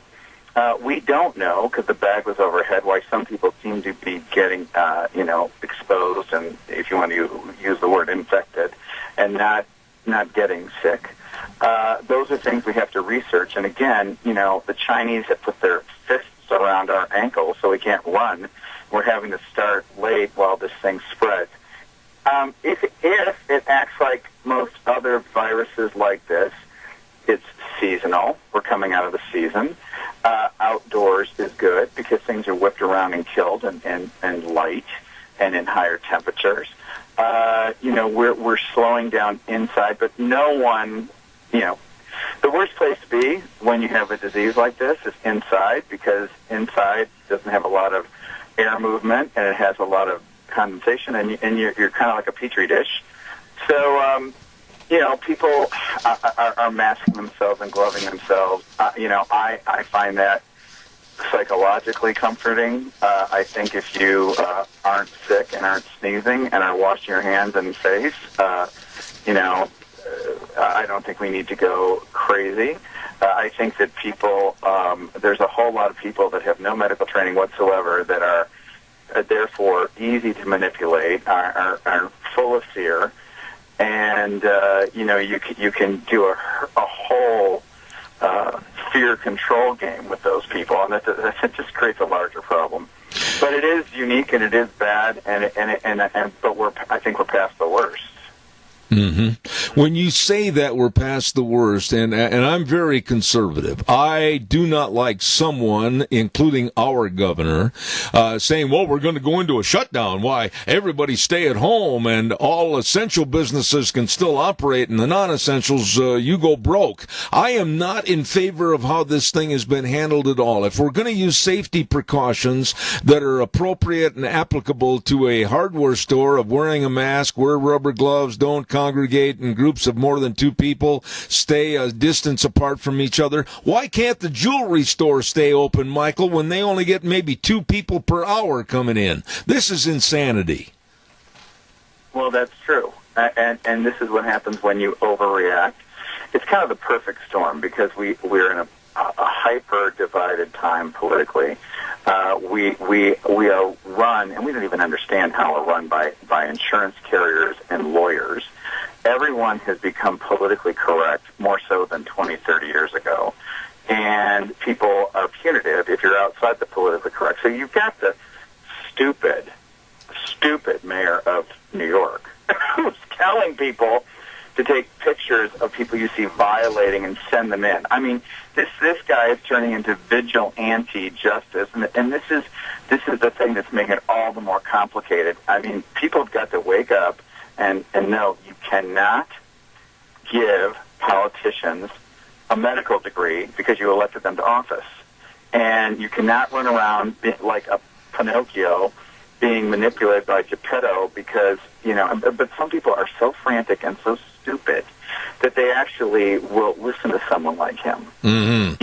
And the hypocrisy is unbelievable. But, there are shameless people that will exploit a situation, a health crisis, for their own political gain. And he's one of the big ones. It's you just have to get through that. It's kind of like a bad ice storm. The worst people are the other drivers. Yeah, there you go. Some of these people that are overreacting are really creating a problem. Well, in accordance with what you said and what we've said already regarding the virus and what it's done, please, with your expertise and knowledge, how does a virus like this escape a laboratory? I mean, the absolute terror that goes through people's minds thinking about people that are working on viruses. It's like every other mistake. It escapes by, we set the stage. Okay, it's the main lab in China that has this level of control. It is they're playing with fire, and they're playing with fire because they're ambitious and they want to beat the United States. They don't have the tools. That's part of the stage. The Chinese culture is the communist is a regime, and it's a parasitic thieves. You are not a culture of creativity when you're a culture of oppression.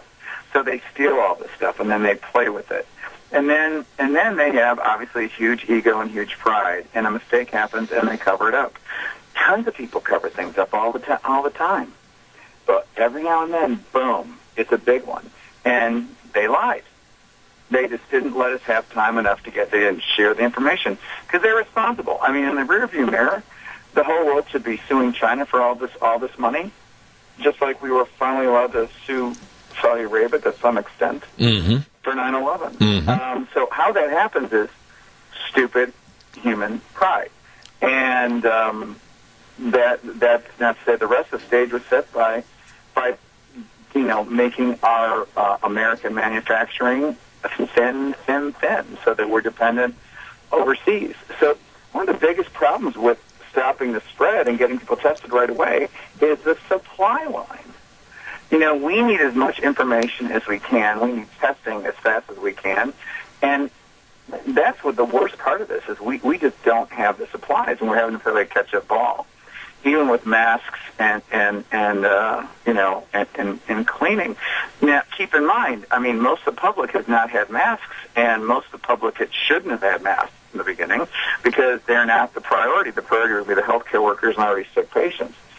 But that, so that probably goes past your question a little bit, but it's human error, arrogance, corruption, and pride. But there are politicians... I'm sorry, Michael. I was going to say there's many politicians on the left that are saying, well, we can't open up the United States while we might be looking until June of 2021, a good year or better from now. Why, we've got to be safe. The virus is not going to go away, is it, Michael? It's going to be here in some kind of a dormant form, so we'll never get to work. It's kind of like they were ready to start doing things and it just disappeared. It's been known to happen. Been absolutely known to happen because things can be obliterated easily. This one seems like a stickler, but that doesn't mean it's super strong.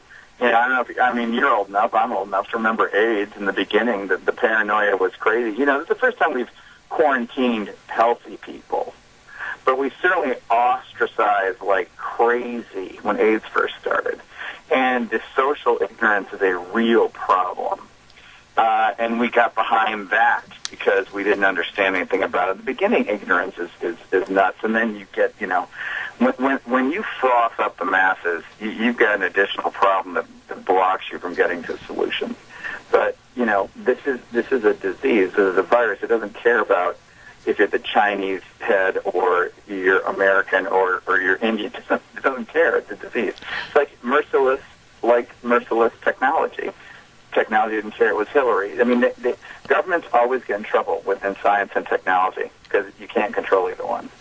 Are we too late, in your opinion, or can we salvage our nation, our economy, and still save our Constitution if we get back to work now? The we absolutely are not too late. I mean, people, this has been a month or two. It's been unusual, but Americans are incredibly resilient, and the truth always gets out. And this is a fascinating silver lining from this. The question's out on how smart people want to be, but hydroxychloroquine. Look at that. That drug was the perfect drug, which is being given to most people now for this situation. Luckily, in the sense that it was low cost, past patent, plentiful supply. I mean, cheap. Been around for 65 years. Everyone knows what the side effects could be. Combining that with a Z-Pack, then watching your patient. Well, that's what you do. You have a relationship with your physician. But immediately, what the public has to see is what did Trump derangement syndrome do to delay and create doubt? The media wasn't educating anyone. They're not even media journalists anymore. They're campaign managers.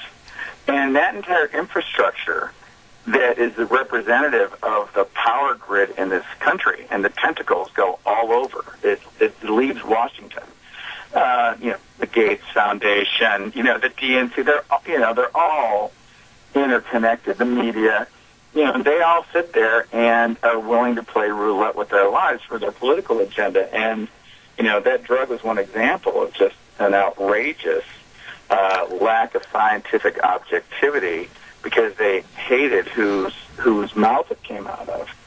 And Trump is logically correct that here you have nothing to lose. And, scientists are not good at loss of control. A businessman lives in loss of control all the time. So, Fauci just can't bring himself to do anything that's not a finished, beautiful study. And usually that's true, but we're not in that situation right now.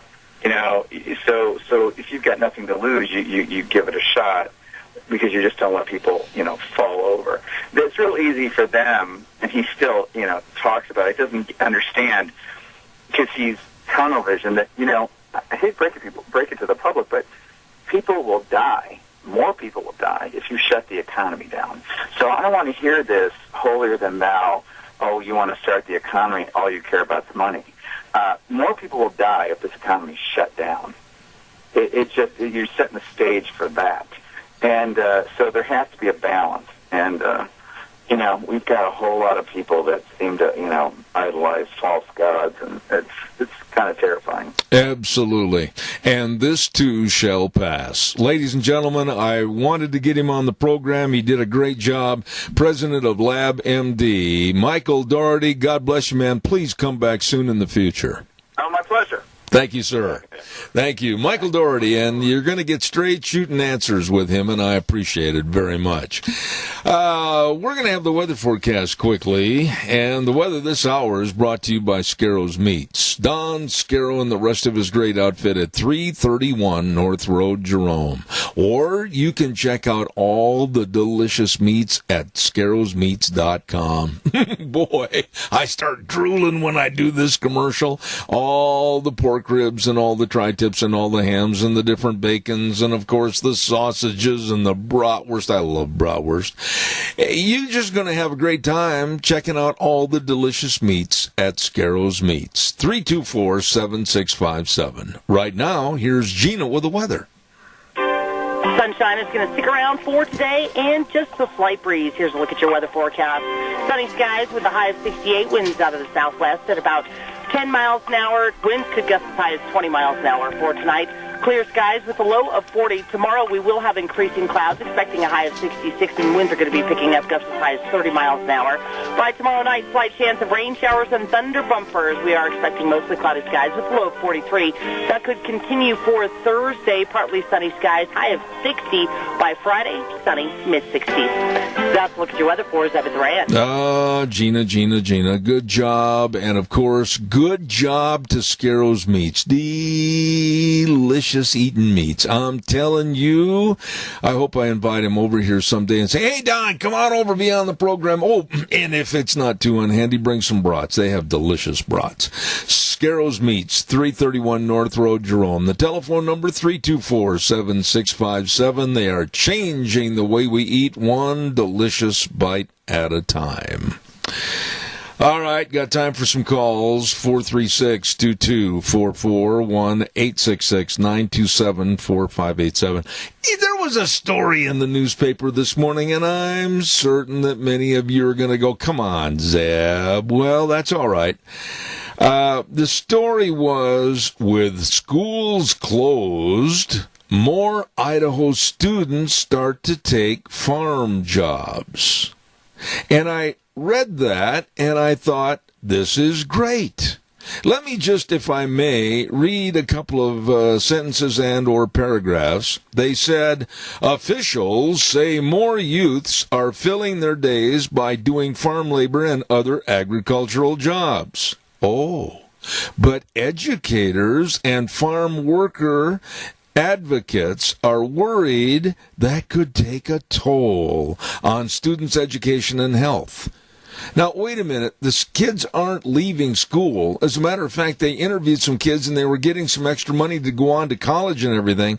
And then they said, from the U.S. Government Accountability Office report, as kids encounter pesticide exposure, dangerous equipment, or extreme temperatures. Wait a minute. I grew up on a farm. Most of you grew up on a farm. Yeah, we're exposed to a lot of things on the farm or the ranch.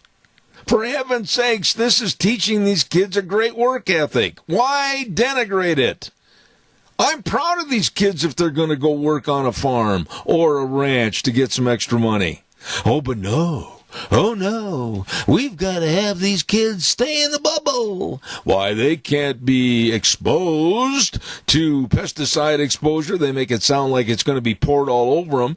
Dangerous equipment. Oh, my goodness, look out for that John Deere. Or extreme temperatures. Oh, stay inside, kid. Play with the doggone computer. This is lunacy. Your thoughts, 436-2244, 1-866-927-4587. I grew up in a very humid, hot state, southern Wisconsin. And in the summertime, it would just get ugly. I mean, by 8 o'clock in the morning, you're sweating with the humidity and the hot temperatures. But we went out and we worked on the farm. Caller, good morning. You're on the air. Good morning, sir. I survived 100-degree days sitting on a tractor with no umbrella. And no cab. Oh, my. No GPS. Oh, how could you? No cassette player, no radio at all. Why, you had it so tough. I know it. Isn't this... These kids nowadays go to work on a farm. It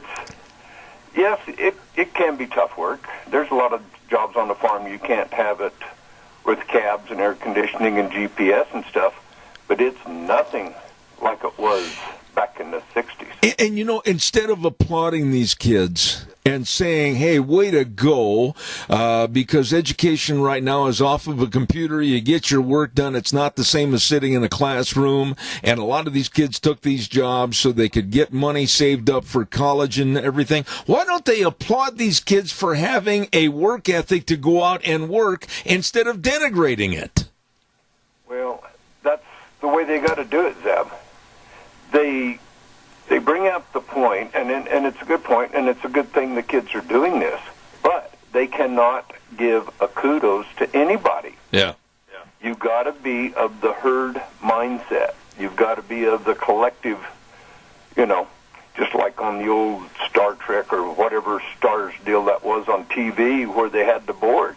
Everybody plugged in at night, got their instructions for the next day, and then got out, and that's what they did the next day. That's what they want. But it's no wonder why we have a bunch of wussies growing up in this country that are scared to step out on the back porch. Oh, well, I can't see my computer screen out in the sunshine. You know, I am so proud of these kids that want to get out and work, but when they come up with these excuses like, oh, they're going to encounter pesticide exposure. Oh, my goodness, they're going to be near dangerous equipment, and they're going to be out in the extreme temperatures. Oh, grow up.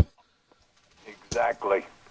That's exactly it. I remember running a combine, and I had an umbrella. Dad'd buy one umbrella a year because, you know, we didn't have lots of money, but he'd buy one, and inevitably that thing, the wind would come up, a wind gust or something, and it would just destroy it, and that was it. Yeah. You're sitting on a combine right next to the motor at 100-degree weather, dust around you. I mean, we didn't use a mask. Nobody said anything. We had to use a mask to keep it out of our...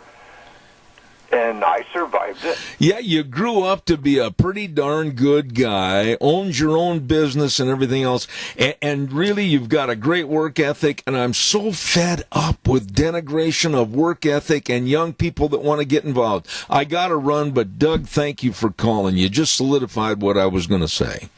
Yep, it's wussifying of the male gender. That's what they've been doing for years. That's exactly right. Thank you so much, my friend. Thank you. We got to run. Well, in my case, we're going to have a slow jog. But we're going to get out of here right now for today and wish you and yours the very best. We always end the program by saying that the way things were are the way things ought to be, but the 4 words that mean the most, in God we trust. God bless you. Have a wonderful day. See you tomorrow morning at 8:06.